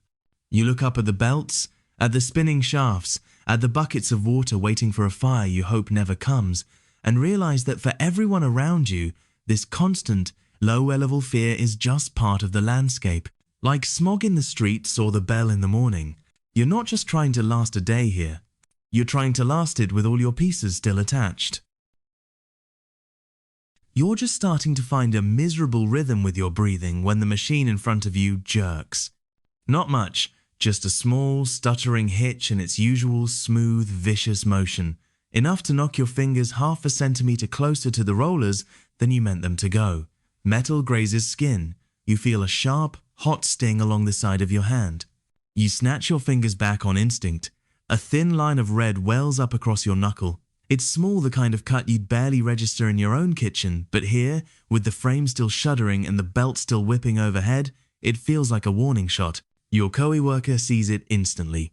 She reaches under the frame, pulls out a rag that's probably been many things in its life, dust, cloth, bandage, child's handkerchief, and wraps it quickly around your hand, tying it in a practice knot with her teeth and fingers. "Keep back from the rollers," she mouths, eyes narrowing. It's not scolding exactly, more like a reminder. This thing will eat more than just your skin if you let it. You look down the row, suddenly paying attention to something you hadn't properly seen before. Hands. Everyone's hands tell a story here. The woman beside you has thick, calloused fingers, nails worn short and ragged, the skin across her knuckles toughened into something like leather. 2 fingers on her left hand don't quite straighten all the way. Further along, a man at a different frame is missing the tip of his index finger altogether, the end rounded and shiny like old wax. You start to notice it everywhere. A thumb that ends earlier than it should, a little finger that doesn't bend, a strange twist to a wrist. Not obvious at first glance, but once you're looking, it's like a secret badge of membership, one nobody actually wants, but far too many receive. Accidents in here don't come with dramatic music or slow motion. They happen in the half second when habit slips. A girl further down the row reaches to smooth a thread, sleeve a fraction too loose around her wrist. The cotton catches, just a little, in the spinning spindle. For a terrifying instant, you see the fabric twist, pulling her arm toward the machine. She yanks back with a gasp, fabric ripping. The overseer's head snaps toward the sound. Everyone nearby freezes for a microsecond, then pretends they didn't hear. The girl clutches her torn sleeve, chest heaving. She's safe, this time just a tear in her clothes, a bruise blooming under the skin where the fabric bit into her. The overseer storms over anyway, eyes flashing, more angry about the potential damage to the machine than the nearly damaged flesh. He barks at her, words lost in the din, but the meaning is clear from the way his hand slices the air. Careless. Watch yourself. This will cost you. Loose clothing is the enemy here. So is long hair. You notice that almost everyone has their hair pinned up, braided tight, or hacked short. The few who don't have that kind of control wear caps or headscarves knotted so firmly you could probably use them to hoist a bale of cotton. There are stories half whispered, half shouted over the machines about girls whose hair got caught in the rollers of carding engines, those big spiky drums that tease raw cotton into fluffy sheets. One moment they're leaning in to clear a jam, the next their hair is being dragged in, scalp following. You don't let your imagination finish that picture. Even the reformers who wrote about it in official reports sometimes skipped the full detail, just noting shocking injuries that left readers to fill in the rest. Actual safety devices, as you'd understand the term, are rare and often grudging here. You see a few bits of wood encasing around especially exposed gears. Maybe a small iron guard screwed over a belt that passes particularly close to where someone's hands need to be. They look like afterthoughts, things added not because someone lay awake thinking about worker welfare, but because enough blood hit the floor in that spot that even the master got uncomfortable. By the 1,840 seconds and 50 seconds, some of the factory acts begin to talk about safety, not just hours fencing off dangerous machinery, making sure children aren't cleaning moving parts. On paper at least. Historians still argue whether these clauses emerge from heartfelt horror at mangled childhoods or from a colder calculation about keeping experienced workers in one piece for longer. Down here, it mostly depends on how closely anyone bothers to enforce them. You glance up and notice a row of buckets hanging from hooks along one wall, each painted with a single word in white: fire. You hadn't really noticed them before. Now they stare back at you, unsettlingly cheerful in their red paint. Some are filled with water, some if you peek inside one as you pass during a brief errand with sand. Primitive fire safety, Victorian style. Cotton, dust and oil make for a beautiful, horrible combination. A single spark from a faulty gas jet, a match struck in the wrong place, a bit of overheated metal could turn this fibrous, oil-soaked environment into a tinderbox. There have been mill fires that started small and became enormous in minutes, flames racing along wooden floors soaked in grease, feeding on lint caught in every crevice. One mainstream case in 1861 saw a massive mill in Lancashire go up so fast that people likened the sound to a huge furnace door being flung open. The thought of being trapped in here during a fire hits you in a cold wave. Narrow stairwells, windows stiff with paint and grime, corridors already packed with bodies in calmer times. You look toward the nearest exit almost without meaning to, just to reassure yourself it's still there. Your co-worker follows your gaze and gives you a quick, knowing look. She taps the side of her head, then points toward the stairwell door. Always know your way out. That's not written on any notice board, but everyone who's survived a few near misses seems to carry it like a second map in their mind. Near misses are frequent enough. Later in the day, a sharp chemical smell cuts briefly through the usual stew of oil and cotton. Someone shouts, and a cluster forms around a machine halfway down the room. A belt has been rubbing against a misaligned wheel, heating up enough that the leather began to smolder. Instantly, two workers grab one of those red buckets, sloshing water over the offending spot. Steam and a faint puff of smoke rise. The overseer storms over, not with gratitude, but with fury, face flushed, this time genuinely rattled. A major fire is bad for everyone, even him. The machine cools, the belt is adjusted, the bucket is rehung. No fire this time, just a damp patch and a lingering taste of burned leather. You hear someone mutter something that sounds suspiciously like, "That's one way to get a holiday." There's a ripple of strained humor. It's the sort of dark joke people in dangerous jobs have been making forever, laughing at the thing that could kill you, because what else are you going to do? Occasionally, of course, the worst does happen. You don't see a full-blown disaster today. You're spared that. What you do see is the long tail of previous accidents walking past you. During the main meal break later, when some workers drift toward the yard for a breath of something closer to real air, you catch sight of a man sitting on the low wall by the door. He's in his 30s maybe, but looks older. His left sleeve is pinned neatly at the elbow, there's nothing underneath it. As you watch, he fumbles in his pocket with his remaining hand, pulls out a small pipe, and lights it with practiced clumsiness, flexing the stumped arm slightly as if expecting fingers that never arrive. A kid maybe 12 glances at him with a mixture of respect and fear. The man notices, offers a half smile, and taps his pinned sleeve with the bowl of his pipe, like he's saying, "This is what happens. Learn from it." That sort of injury isn't the end of work necessarily. Some people with missing fingers or damaged hands shift to jobs that involve more watching and less grabbing, minding a particular part of the process, hauling, sweeping, keeping tally. But their earning potential shrinks along with their number of digits. No disability insurance, no neat little sick leave policy, just fewer options and more hungry mouths at home. You think back over all the little risks you've already taken without meaning to. That time your scarf slipped a little too close to a belt. The moment you leaned in to get a better look at a thread, forgetting just how fast that spindle was spinning, the half second your attention wandered because your lungs burned a bit more sharply or your legs cramped. In your own life, your workplace hazards might include a paper cut, a badly placed charger cable, maybe a heavy box you shouldn't have lifted alone. Here, everything around you has teeth, edges, momentum. A day without mishap is not the baseline, it's a victory. You flex your bandaged hand gently. The cut throbs in a steady, distant way, like your body is knocking politely to remind you that this is not where fingers are meant to live. You look up at the belts, at the spinning shafts, at the buckets of water waiting for a fire you hope never comes, and realize that for everyone around you, this constant, low-level fear is just part of the landscape. Like smog in the streets or the bell in the morning, you're not just trying to last a day here.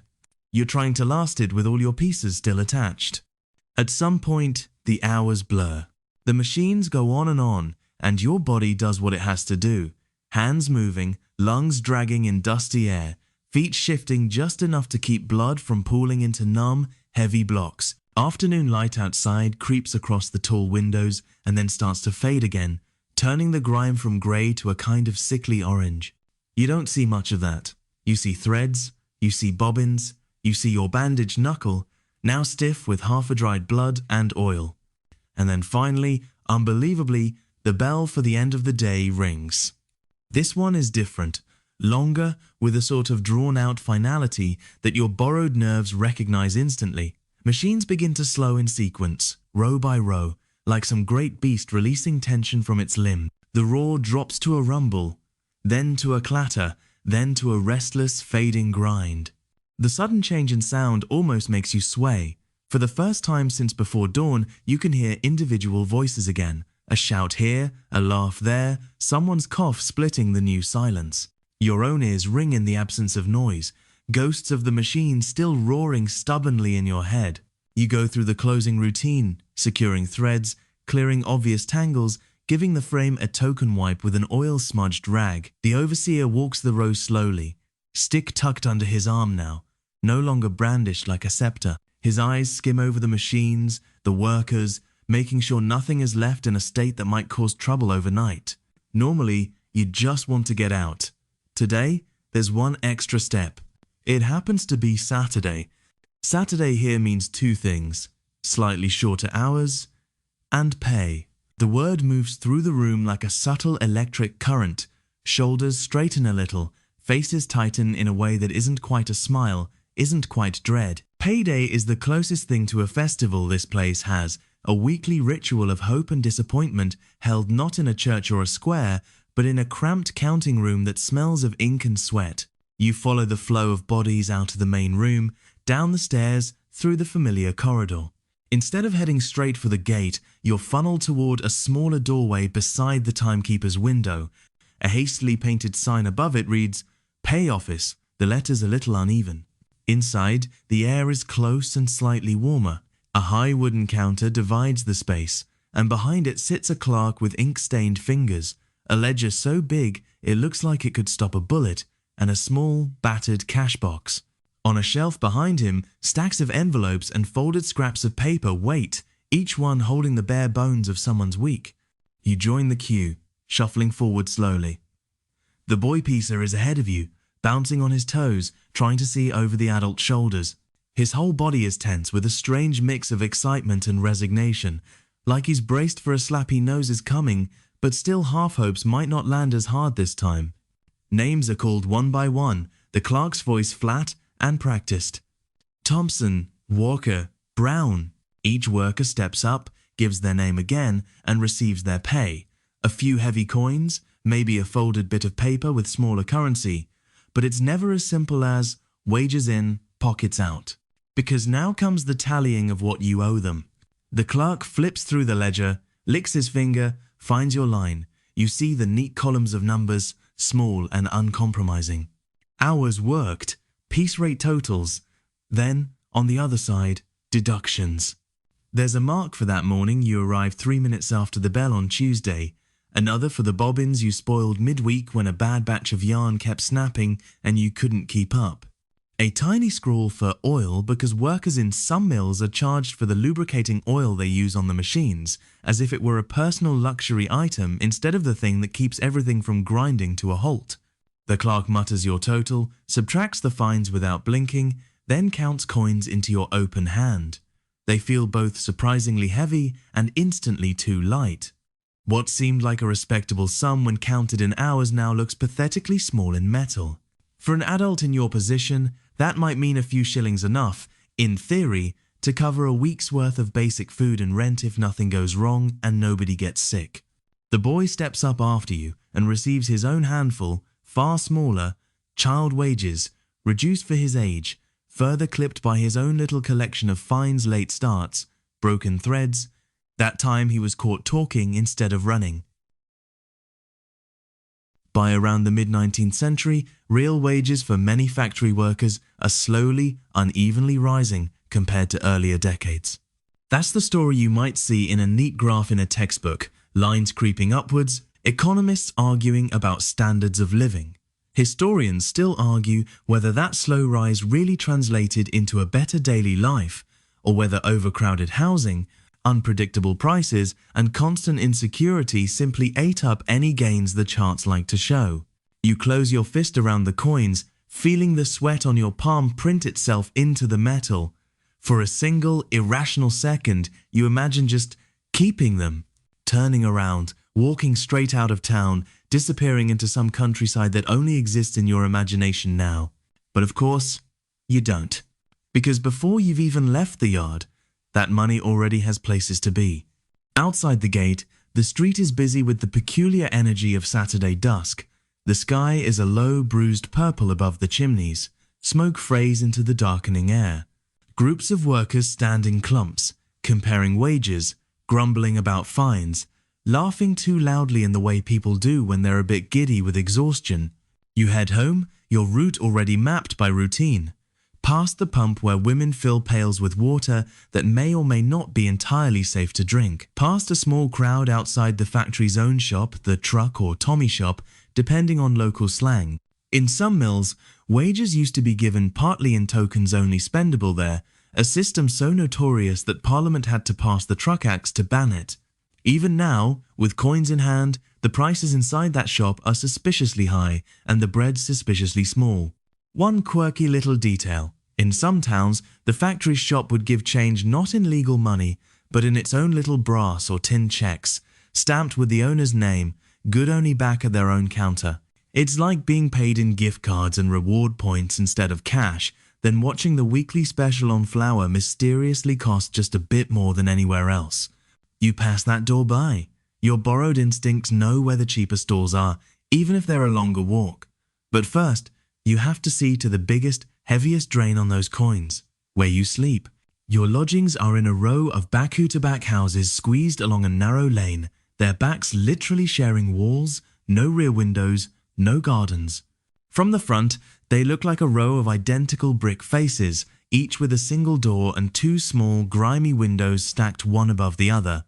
By the 1,840 seconds, sanitary reformers are writing furious reports about streets exactly like this. No proper drainage, damp cellars, overcrowding so bad that in some Manchester courts, more people sleep in tiny cellar rooms than in all the above-ground space combined. You turn into your lane, boots splashing through a runnel of something that is definitely not just rainwater. Children play there when they can, hopping from stone to stone, trying not to fall in. Tonight they're mostly inside already, it's getting darker, and Saturday or not, there's still work tomorrow for anyone unlucky enough to be on a Sunday shift. Your house, doing a lot of heavy lifting here, is owned by the same man who owns the mill. The rent goes back into his pocket just as your labour does. If you lose your job, you'll lose the roof over your head in short order. Industrial paternalism, they sometimes call it. The master providing work, housing, sometimes even a chapel and a school in one tidy, controlled package. Historians still argue whether these arrangements were acts of genuine concern or just clever ways to keep workers dependent and less likely to cause trouble. Inside, the air is a different flavour of stale. Coal smoke, boiled potatoes, damp fabric drying on a line strung across the single downstairs room. The same woman you woke beside is stirring something in a pot over the small fire, her shoulders bent. Another child, you realise with a small jolt that in this life they're both yours, sits at the table, tracing patterns in a smear of spilled something with one finger. The boy piecer drops his coins into her waiting hand without being asked. You do the same. There's no ceremony to it. This is what happens. Wages go to the one who does the mental arithmetic of survival. She counts quickly, lips moving silently. Then she takes a small battered purse from a shelf and begins dividing the coins into tiny piles on the table. This for rent, she says, pushing a heavy, depressing chunk of the money aside. This for coal. This for bread. Smaller and smaller stacks for soap, maybe a bit of lamp oil, a scrap for mending cloth, almost nothing left for anything that isn't strictly necessary, certainly not for savings. The exhaustion doesn't just come from the noise, the dust, or watching your wages evaporate on the kitchen table. It also comes from people, the ones above you, the ones beside you, and all the strange little currents flowing between them. Next morning, the knocker-upper's tap pulls you out of a thin, restless sleep again. Same damp hair, same stiff boots, same stumble through the alley to the factory gate. The bell, the timekeeper's book, the cold glance up at the clock. All of it as rigid as if someone had written your life out in a rulebook and forgotten to add an ending. Inside, once the first rush of work settles into its usual hellish rhythm, you start paying more attention to the human machinery that keeps this whole place humming. There's the overseer, your overseer, the one with the stick and the mustache that looks like it's trying to escape his face. Technically, people in mills like this are usually called overlookers or chargemen, but overseer feels right. He oversees, overhears, and overreacts. He's not some posh gentleman in a silk waistcoat. He's closer to you than to the master, probably started on the floor himself, learned every bad habit and shortcut before being promoted to the job of stamping them out. That awkward in-between status means he's stuck in a permanent identity crisis, too important to be your friend, too anxious about his own position to show much mercy.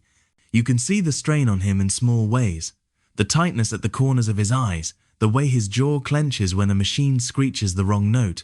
He's paid a bit more than you, sure, and he gets to carry that stick, but he also gets blamed when things go wrong.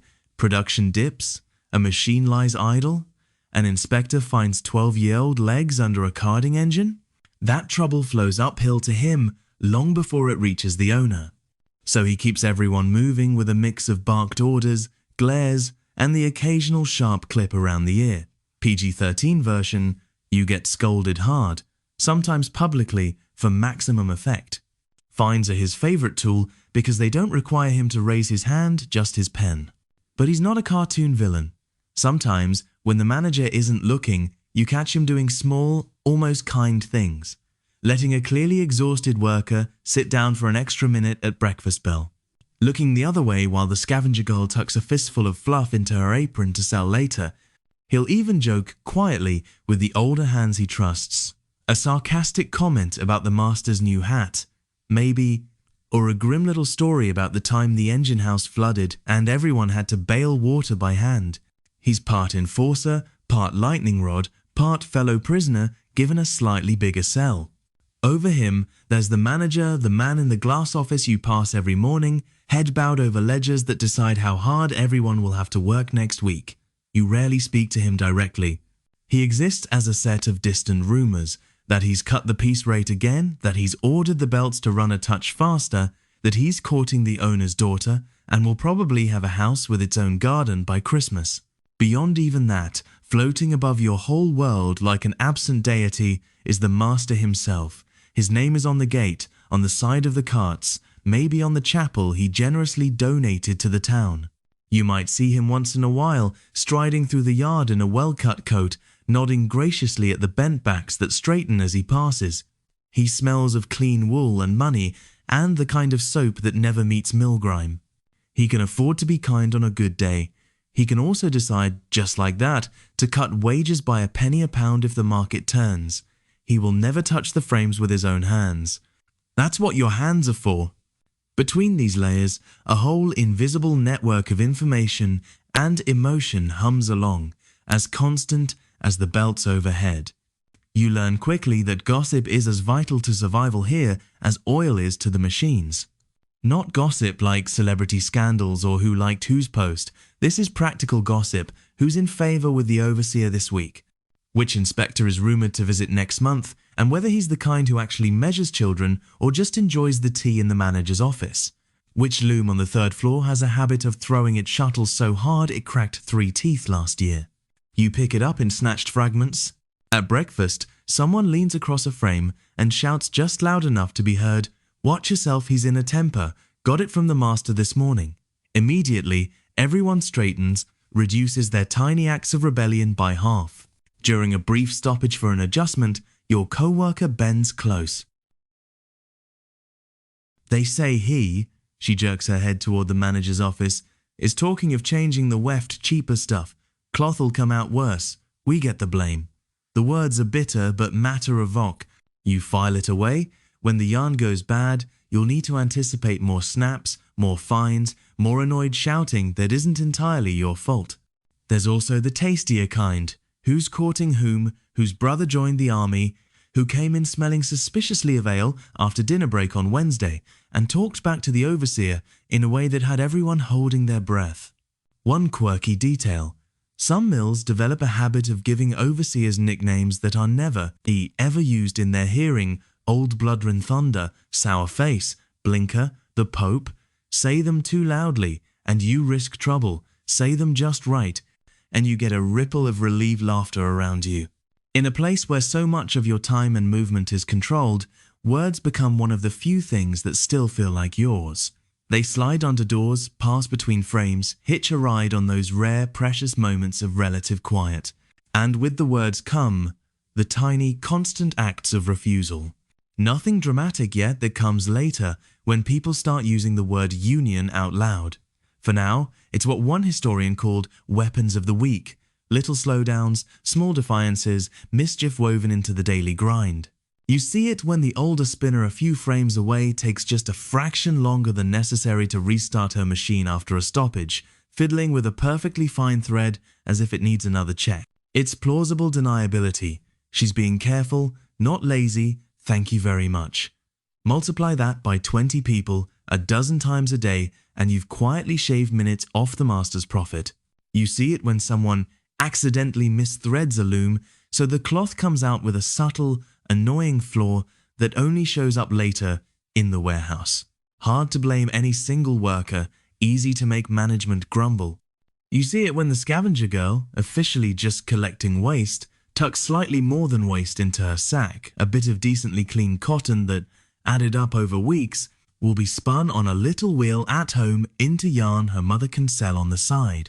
Technically theft, practically, in workers' eyes, just taking a microscopic cut of the wealth their fingers create. Historians still argue whether these everyday acts of footy dragging and pilfering really dented the factory's profits or just served as emotional pressure valves. But in the moment, in this room, they feel like tiny breaths of autonomy, proof that you aren't completely swallowed yet. Sometimes the resistance is purely verbal. During a lull, a girl starts mouthing the words to a popular broadside ballad about a cruel master getting his comeuppance. She syncs the rhythm to the clack of the machines, eyes wide and innocent whenever the overseer looks her way. Two boys near the end of the row pick up the tune, humming low, turning the factory's own beat into the backing track for their mockery. Other times it's communal. If the overseer singles out one person unfairly docking their pay for a fault clearly caused by bad yarn, say you'll see a ripple of coldness spread. Fewer warnings shouted when his back is turned. Less help catching a tricky spool that's about to leap off its spindle. He notices, eventually. Authority in here isn't just about the stick and the fines. It's about that delicate, unspoken agreement that people will obey most of the time. When that starts to fray, things get interesting. By the 1,850 seconds, an official tonnage in Avro Day has become the legal norm in many textile mills, a big shift from the 14-hour slogs earlier in the century. On paper, that's progress, the kind you can print in blue books and wave in parliamentary debates. In practice, masters compensate, speeding up machines, tightening oversight, squeezing more work into each minute. So your hours are shorter, yes, but each one is packed denser, like coal compressed into something harder and hotter. You, standing at your frame, are on the receiving end of that compression. So you develop your own quiet ways of pushing back. A joke here, a small delay there, a scrap of cotton diverted into your pocket, a warning mouth to a child who might otherwise lose more than her sleeve. When you think about rebellion, you might picture smashed machinery, flaming buildings, bold speeches to crowds. That happens in certain years, in certain towns, and you'll hear whispers about it later. But most of the time, rebellion looks like this, a shared eye roll when the overseer's back is turned. A song hummed just off-key enough to be a secret insult. A machine that mysteriously refuses to run quite as fast as the master's numbers say it should. None of it is enough on its own to change the world. It doesn't take long before you realize the factory isn't the whole world. It just feels like it when you're in there. The noise, the rules, the fines, the endless repetition. But the world outside keeps pressing in through small cracks, through papers, rumors, songs, and those occasional, sharp moments when people stop muttering and start talking seriously. The first hint comes one damp evening as you're leaving by the gate, feet leaden, head buzzing with phantom machine noise. A man is standing just beyond the wall, close enough you almost bump into him. He's in a rough coat like everyone else's, cap pulled low, but there's something different about the way he holds himself. Instead of heading home, he leans casually against the bricks, a folded newspaper under his arm, eyes scanning the faces as they file past. He catches your co-worker's gaze and gives the tiniest nod, just enough to be visible if you're looking for it. She hesitates, then steers you and the boy piecer a few steps to the side, as if she's just adjusting her shawl out of the main crush. The man unfolds the paper a little, like he's simply about to read it. In reality, he's making the masthead visible. You don't catch the name properly over someone's shoulder, but you see enough. Chronicle, Observer, something along those lines. One of the cheaper regional papers that have sprung up all over the country in the last few decades, ferrying news and opinions into even grimy corners like this. He doesn't hand it to you. That would be too obvious. Instead, he taps a paragraph near the bottom of the front page, then glances up, holding your eyes for a second. You edge closer, under the pretext of adjusting your boot, and steal a look. The headline is small but weighty. Something about strike in Lancashire Mill Town or operatives withdraw labour. The details are cramped in tiny print, but you pick out fragments. Men and women turning out in protest against wage cuts. Masters refusing to accede. Talks of union committees. Union. There's a word you've heard in snatches before, usually with a quick glance around to see who might be listening. The man with the paper closes it again, tucks it under his arm, and strolls off as if nothing happened. Your co-worker doesn't say anything until you're a few streets away, voices safe in the general city murmur. They walked out over at Oldham, she says quietly, eyes on the cobblestones. Whole shop, they say. Union men told them they'd hold together. The boy's eyes go wide. And did they? She snorts softly. Depends who you ask. And there it is, the truth that matters. No single story, just versions. In the pub that Saturday night, the low one-ceilinged room thick with pipe smoke and the smell of spilled ale, you hear more versions. A man at the next table slams his tankard down, sloshing cheap beer onto the scarred wood. They got less than they asked for, he grumbles. Master stood firm, went a fortnight with no wages, then crept back in for barely a halfpenny more apiece. Another takes a pull from his drink and shakes his head. Aye, but he gave them anything at all, that's summut. If they'd all held out a bit longer. Easy to say, someone cuts in, voice sharp, when you've got bread at home. You sit and listen, feeling the air around you thicken with something that isn't just smoke. It's anger, yes, but also a strange simmering hope, the dangerous idea that the factory might not be an unchangeable law of nature after all. People in places like this have been trying to push back collectively for decades already. In the early 1800s, when the new machines first started really biting into old ways of working, Parliament passed the Combination Acts, which basically said, no unions for you. Associations of workers were treated as criminal conspiracies, while employers' cartels remained just good business. Those acts were repealed in 1824-25, technically legalizing unions, but the police and courts didn't exactly throw them a welcome party. By the time you're sitting in this smoky pub, secret clubs, friendly societies, and early trade unions have become part of the invisible landscape. You just don't talk about them loudly. Historians still argue whether these early unions were mainly about protecting wages and work conditions, or whether they were always entwined with bigger political dreams, the kind that scare governments more than any smashed loom. You hear a few of those bigger dreams too. In one corner, under a cracked window, a man with ink on his cuffs, a weaver who fancies himself half teacher, is quietly explaining something called the People's Charter to a small knot of listeners. He talks about universal male suffrage, about secret ballots, about paying members of parliament so that working men could afford to serve. Chartism, a working-class political movement that surged and receded in waves from the late 1830 seconds into the 40 seconds, cramming hundreds of thousands of signatures onto petitions that Parliament received and mostly ignored. The phrase political rights sounds almost as fantastical in this pub as dragon might, but here it is, being discussed over shared pints. Won't fill your bellies now, will it? An older woman mutters from nearby. Votes don't buy bread. No, the weaver replies calmly. But they're why masters listen to us at all in some towns. They know we could be more than hands. You nurse your drink weak ale, mostly water, but warm in your stomach, and think about that, more than hands. Back in the mill, whispers about the union wander in and out of your hearing like shy ghosts. A man at the frame behind you drops a hint. There's a meeting Tuesday after shift, behind the chapel. Another warns, careful, overseer's cousin was there last time, pretending. Names ended up on his desk. That's the risk, always. Organization promises strength, more voices, more pressure, more chance that a master might blink in the face of a strike threat. But it also paints a target. Known union men can find themselves mysteriously let go during the next downturn. Blacklisted quietly, their names passed around so other mills step politely around them in hiring. One quirky little tactic some unions used was to hold tea parties or picnic outings that were, to any nosy eye, just social gatherings, families, cakes, maybe a brass band if someone could swing it. Under that cover, they'd collect dues, discuss strategy, plan collective petitions. Think of it as 19th century encrypted chat, but with more sponge cake. You find yourself at one of those innocent meetings almost by accident. Your coworker mentions it in a low voice over your frames. A gathering in a field just outside town, Sunday afternoon. For a bit of fresh air, she says with a tiny smile that tells you there will be more than air involved. When you arrive, the field is dotted with groups in their shabby best.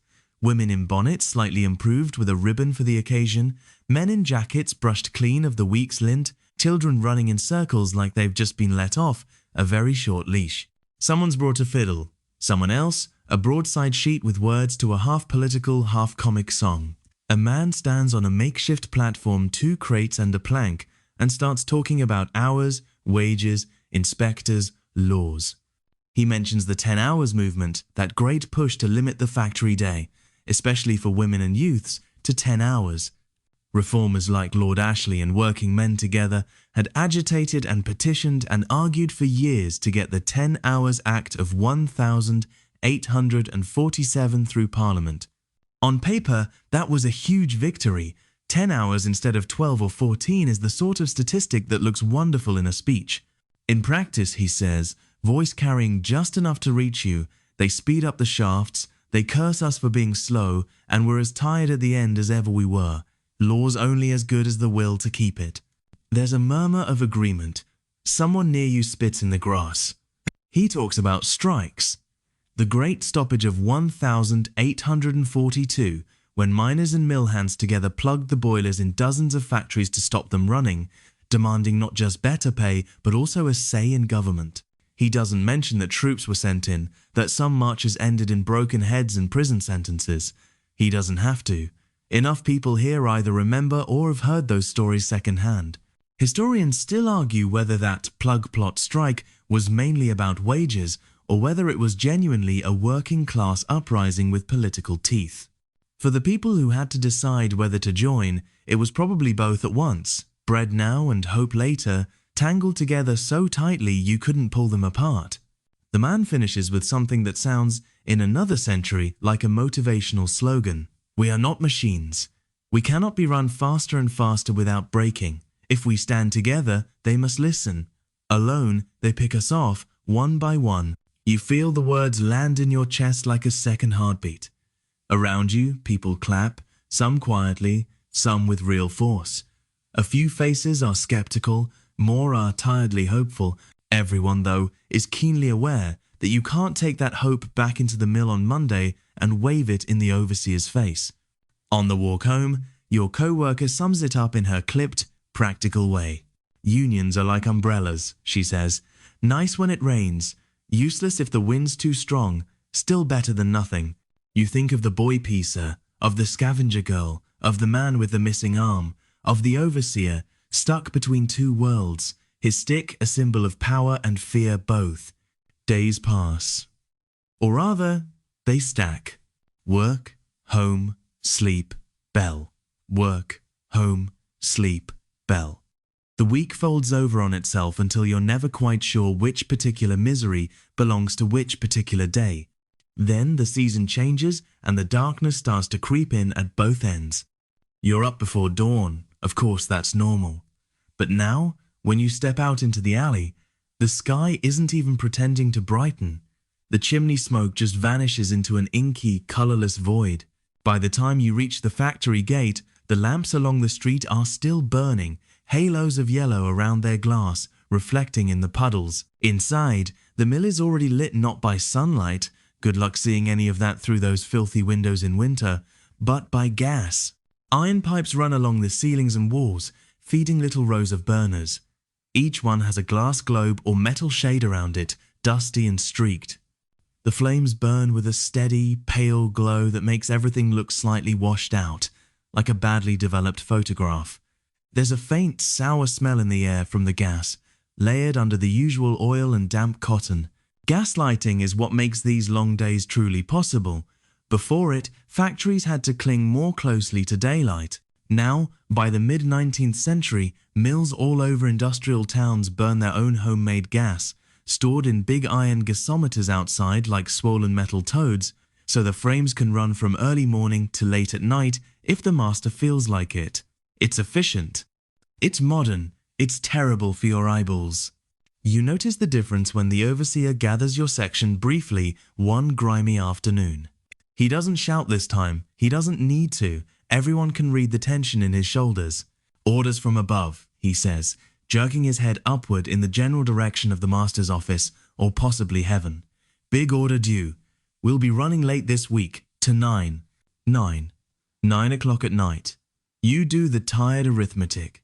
If you're starting before 6, that's a 15-hour stretch with short bites of break wedged into it. Technically, the 1833 Factory Act bans night work for children and young people in textile mills. No one under 18 is supposed to be on the floor between 8:30 p.m. and 5:30 a.m. In practice, here you are looking at the boy piecer, whose official age and actual age have only a passing acquaintance.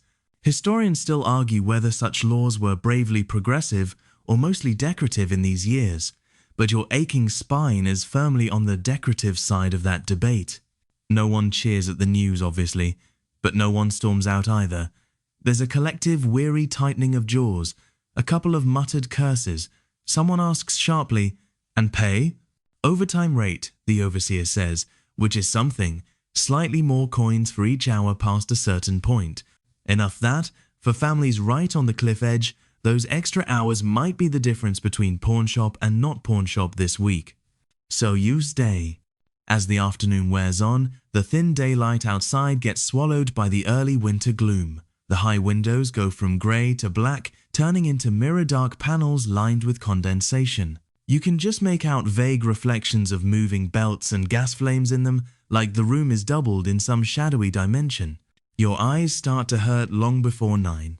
The gaslight is bright compared to candles, but it's a flat, unforgiving sort of brightness, all glare and no warmth. It throws hard highlights on spinning metal and deep shadows in the spaces between machines. Threads glint and disappear. Tiny bits of lint flash suddenly into focus and then vanish into the dark. You find yourself squinting more, leaning in closer, bringing your face dangerously near the moving parts just to see. Your head throbs behind your eyes in a slow, heavy pulse. You blink, and for a second the whole room seems to tilt, the machines blurring into one long, vibrating line. You've been on your feet since before breakfast, your body keeps sending little emergency signals, sit down, lie down, stop, and you keep sending back the same answer, can't. The boy piecer is flagging too. His darting runs have lost some of their bounce, his feet drag a bit more between frames. Once, he actually stumbles and has to grab the side of your machine to steady himself. His eyes are ringed with grey shadows, the whites bloodshot from lint and fatigue. "You all right?" you mouth. He nods too quickly. "Just tired," he mouths back, which, in this building, is like saying, "just on fire," in the middle of a burning house. Everyone's tired. There are layers to it. As the normal closing time comes and goes, your nerves hum with a strange, floaty feeling. This was supposed to be the end. Your body remembers that. It starts anticipating the slow run-o-down of the machines, the blessed quiet, the shuffle toward the door. Instead, the frames keep up their full, punishing tempo, the belts overhead slicing the air like nothing has changed. It does something odd to your sense of time. Evening to you is usually the space between leaving the mill and going to bed. If you're still at the frame, if the bell hasn't rung, it can't really be evening, can it? So your mind just pauses that concept. It files these hours under some other name, the extra bit, the time that doesn't quite exist. Outside, street lamps flare to life. You only know because, at one point, someone opens a door at the end of the room, and a faint, different yellow glows in from the lane, carrying with it a breath of cold air and the distant sound of a cart on cobbles. For a second, you smell something other than dust and oil, damp stone, coal smoke. Then the door closes again, and you're sealed back into the humming interior of your second universe. Back-to-back housing and late shifts produce their own little oddities. In some streets, people share beds in shifts, one worker on days, one on nights, both claiming the same lumpy mattress at different hours. They call it hottie bedding. You lie down where someone else just got up, the sheets still warm from their body. In your cramped room, you're at least spared that particular arrangement, but you know families down the lane doing it. It's cheap, efficient, and deeply unsettling if you think about it too hard. Sleep itself becomes a negotiated truce rather than a proper retreat. On weeks like this, you might not get any full dark rest at all going to bed in the early hours of the morning, waking again after only a few turns of the clock. Alarm clocks are rare and temperamental. You still rely on the knocker-upper with his long pole or on improvised tricks. Some people tie a string from their toe to the bed frame by the door, set to tug when a lodger leaves early. One quirky fellow down your street swears by a water alarm, a candle under a string holding a small jug, timed so that when the candle burns through, the jug tips and cold water splashes on his face. It's Victorian life hackery at its dampest. Inside the mill, by the time the hands finally crawl toward 9, your vision has acquired a grainy, flickering quality as if someone's turned down the frame rate on reality. The threads seem to waver slightly in the gaslight. Your fingers feel swollen and clumsy, and you have to concentrate on each small movement like you're learning the job again from scratch. Your co-worker yawns so wide you hear her jaw crack even over the machine's mutter. For a moment, her eyes go unfocused, staring through the frame instead of at it. Then she jerks herself back with a little shake, mutters something under her breath that's probably not a prayer. When the bell finally rings that long, decisive peal, it's almost a shock. The day has been stretched so far you'd half convinced yourself it would never end. Machines spin down, belts slow. The huge engine somewhere in the building lets out a final deep sigh as its work is eased.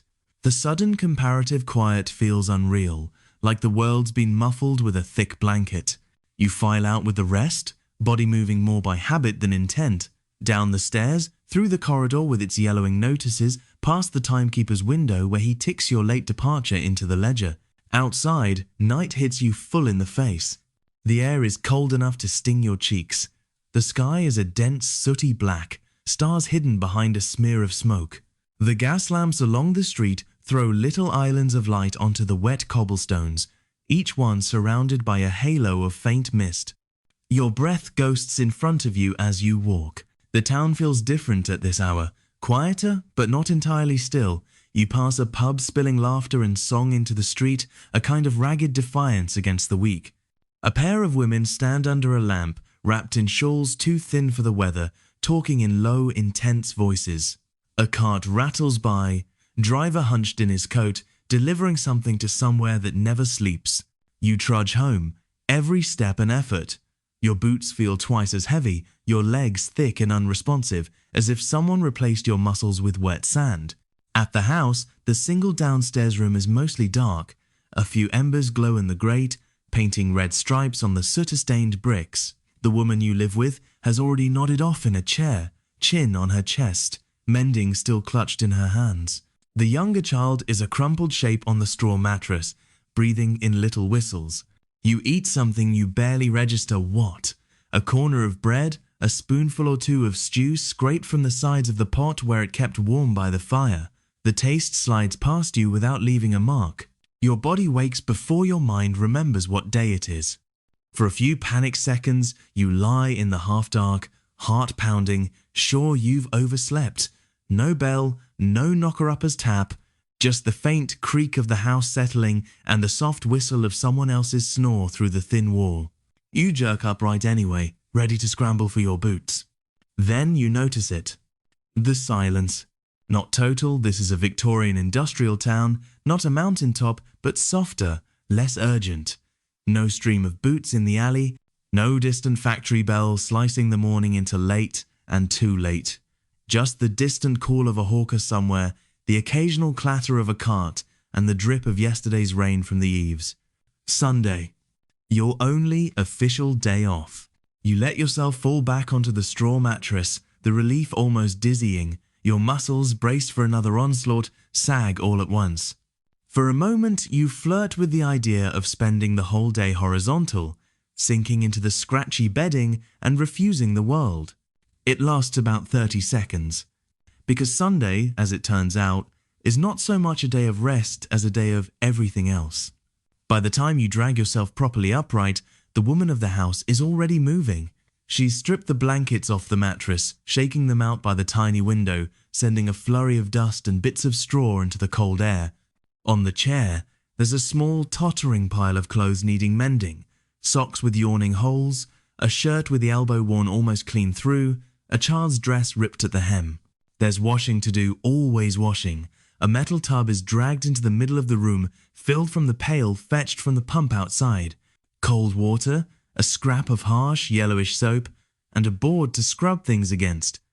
No washing machine to eat this chore for you. No, throw it in and forget about it. Every shirt, every apron has to be worked up and down that board with sore hands until some of the week's grime lets go.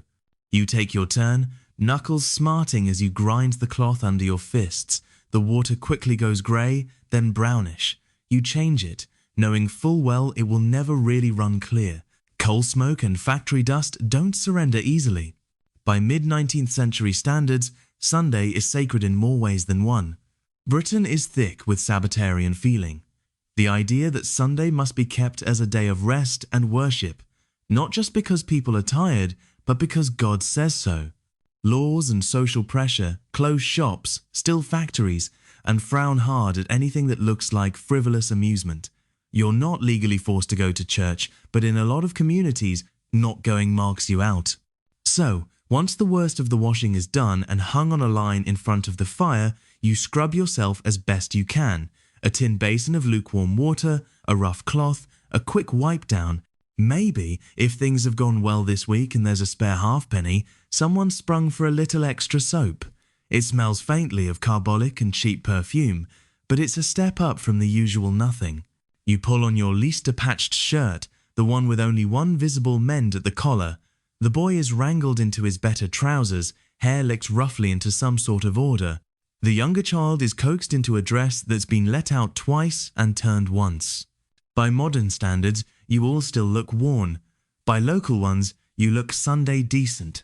Then it's out into the street and up toward chapel. There are churches, of course, the big Anglican building with its proper stone tower and its air of established authority. Employers often like to be seen there, occupying prominent pews, handing out moral advice alongside the occasional charitable ham at Christmas. But for many factory workers, it's the nonconformist chapels that draw them. Methodist, Baptist, Primitive Methodist, each with its own flavour of hymn and sermon. Their brick buildings are plainer, their pews harder, but their preachers often speak in a language both literal and emotional, closer to the lives lived in smoky terraces and mills. You slide into a cramped pew, squeezed between your co-worker and the boy. The air is thick with damp wool, cheap scent, and the faint mustiness of well-thumbed hymn books. On the wall, a painted text proclaims something about rest for the weary and burdens being made light. You suppress an inappropriate snort. Then the singing starts. Whatever you think about the theology, there's no denying the sound. Dozens, maybe hundreds of voices rise together, filling the small space with rough, powerful harmony. These are throats burned by lint and smoke all week, lungs that wheeze on stairs, but they still find enough breath for this long, swelling lines about heaven, justice, suffering, hope. You join in, haltingly at first, then more confidently as the melody repeats. The tune catches easily, no printed music needed. It weaves back and forth, like the shuttle through a loom, binding together your scattered, exhausted minds for a few minutes. Mainstream historians like to point out how big a part Methodism and other evangelical movements played in industrial towns, offering not only spiritual comfort, but also networks of mutual help. Sick funds, visiting societies, temperance groups. Historians still argue whether that religion mainly taught people to accept their lot patiently or quietly armed them with moral language to criticize injustice. Sitting here, you can feel both currents running under the words. The sermon goes on a bit. This is 19th century church, after all. There are familiar themes: sin, redemption, the dangers of drink, the comfort of faith. But every so often, the preacher's voice tightens when he talks about employers who grind the faces of the poor, about the need for fair measure, pressed down and running over. You see some nods, some tight jaws. The master might want his workers pious. He might be less thrilled if that piety comes with a side order of righteous indignation. Afterward, in the little yard outside, the chapel turns into a social hub. People linger, swapping news, greeting cousins, comparing children. A woman proudly displays a new shawl bought with a quarter's careful savings. An older man shows off a cheap watch, not fancy, but his own, not a master's clock. The boy dashes off to join a ragged game of tag, boots slipping in the mud, laughter briefly, louder than coughing. Someone passes around a handbill about a friendly society, a kind of early insurance club. If you pay a few pence in when you can, it will give you a small payout when you're sick or need to bury someone. The print is cramped and official looking, but behind it is a simple truth. People trying to build their own safety nets out of pennies long before any government thinks of doing it for them. You head home to what might be the one real luxury of the week: Sunday dinner. The pot on the fire has been simpering away since morning, stretching a small joint of meat, maybe beef or pork, maybe just a bone with ambition into something that can flavor potatoes, cabbage, carrots. The smell compared to weekday meals is almost unbearably good. Rich, savory, fatty. You eat slowly, trying to make each bite last. The meat goes mostly to the children and the worker with the hardest week behind them. You take more of the vegetables and gravy. Still, it's enough to send a warm glow down into that hollow under your ribs, the one that bread alone never quite fills. After dinner, the day finally loosens its grip a little. Some people sleep right on the chair, head back, mouth open, snoring loud enough to shake soot from the mantle. Some take that precious light and go walking, up out of the worst of the smog if they can, onto a bit of common land or canal path, letting their eyes stretch over something other than brick and chimney for an hour. Children spill into the streets, playing complicated games with stones, bits of string, anything that comes to hand. There's no pile of plastic toys, no streaming cartoons. The entertainment is improvised and loud. You watch as they chalk patterns on the pavement, kick a rag ball, argue passionately over rules that seem to change every 5 minutes. Adults too find ways to amuse themselves on the cheap. You might see a group of men clustered around a small cage with a canary or finch inside. Cage bird keeping is a real working class hobby in some northern towns. On Sundays, owners bring their best singers together for informal contests, listening intently as tiny throats pour out complex trills. It's oddly poignant. Birds that, like their keepers, spend most of their lives in cramped spaces, offering brief, bright music to anyone who cares to stop and listen. One quirky Victorian report mentions entire bird rooms in some back-to-backs, walls lined with cages like a feathery choir stall. Others head, inevitably, to the pub. Sabbatarian activists have managed to get Sunday opening hours restricted in many places, but where the law has cracks, people seep through. Inside the lower-ceilinged tap room, the air is warm and thick with the smell of beer and tobacco. A fiddler in the corner saws out a reel. Voices join in a chorus here and there. Tankards are nursed carefully, wages only stretch so far, but the talk flows freer. You nurse a single pint, feeling the heat spread through your tired limbs. Conversations eddy around you. The master's new order. A cousin emigrated to America. A neighbor laid off. A rumor about a strike 3 towns over.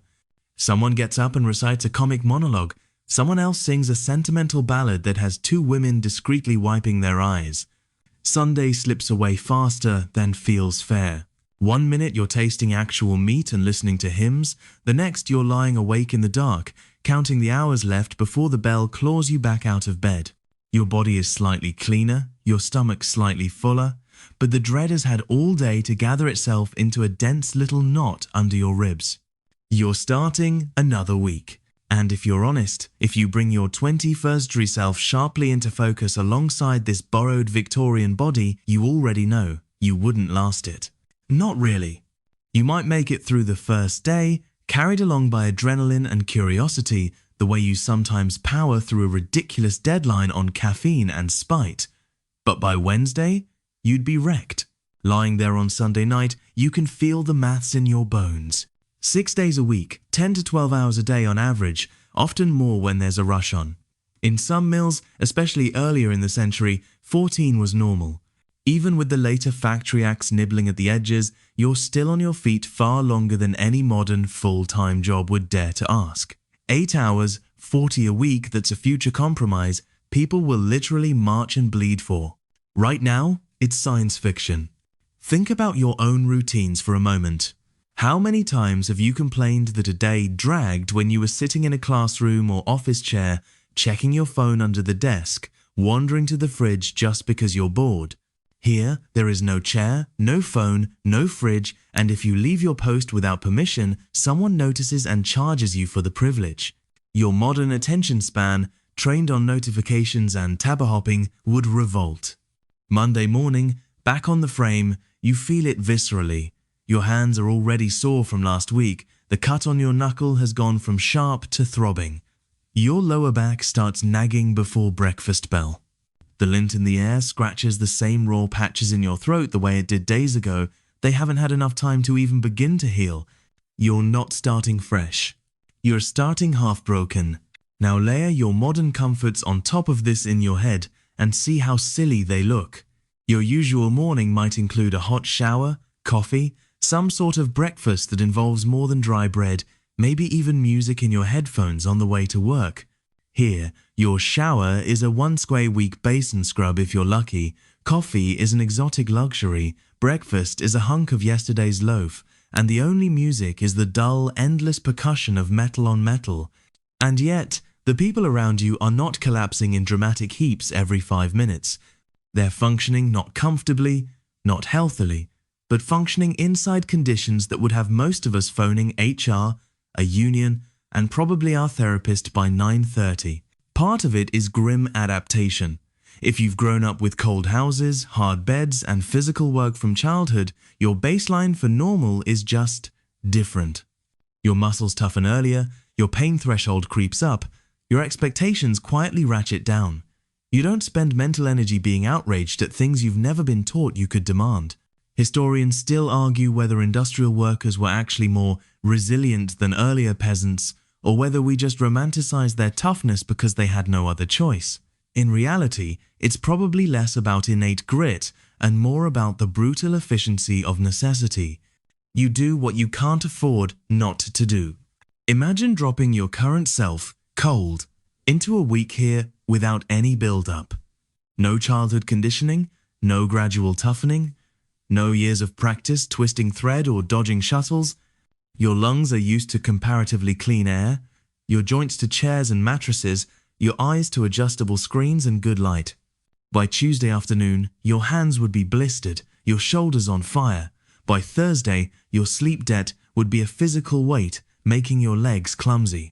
That's when the machines become really dangerous, when your reaction times slow just a fraction, when your mind wanders for a split second and your fingers follow it in. You might be thinking, well, I'd just quit.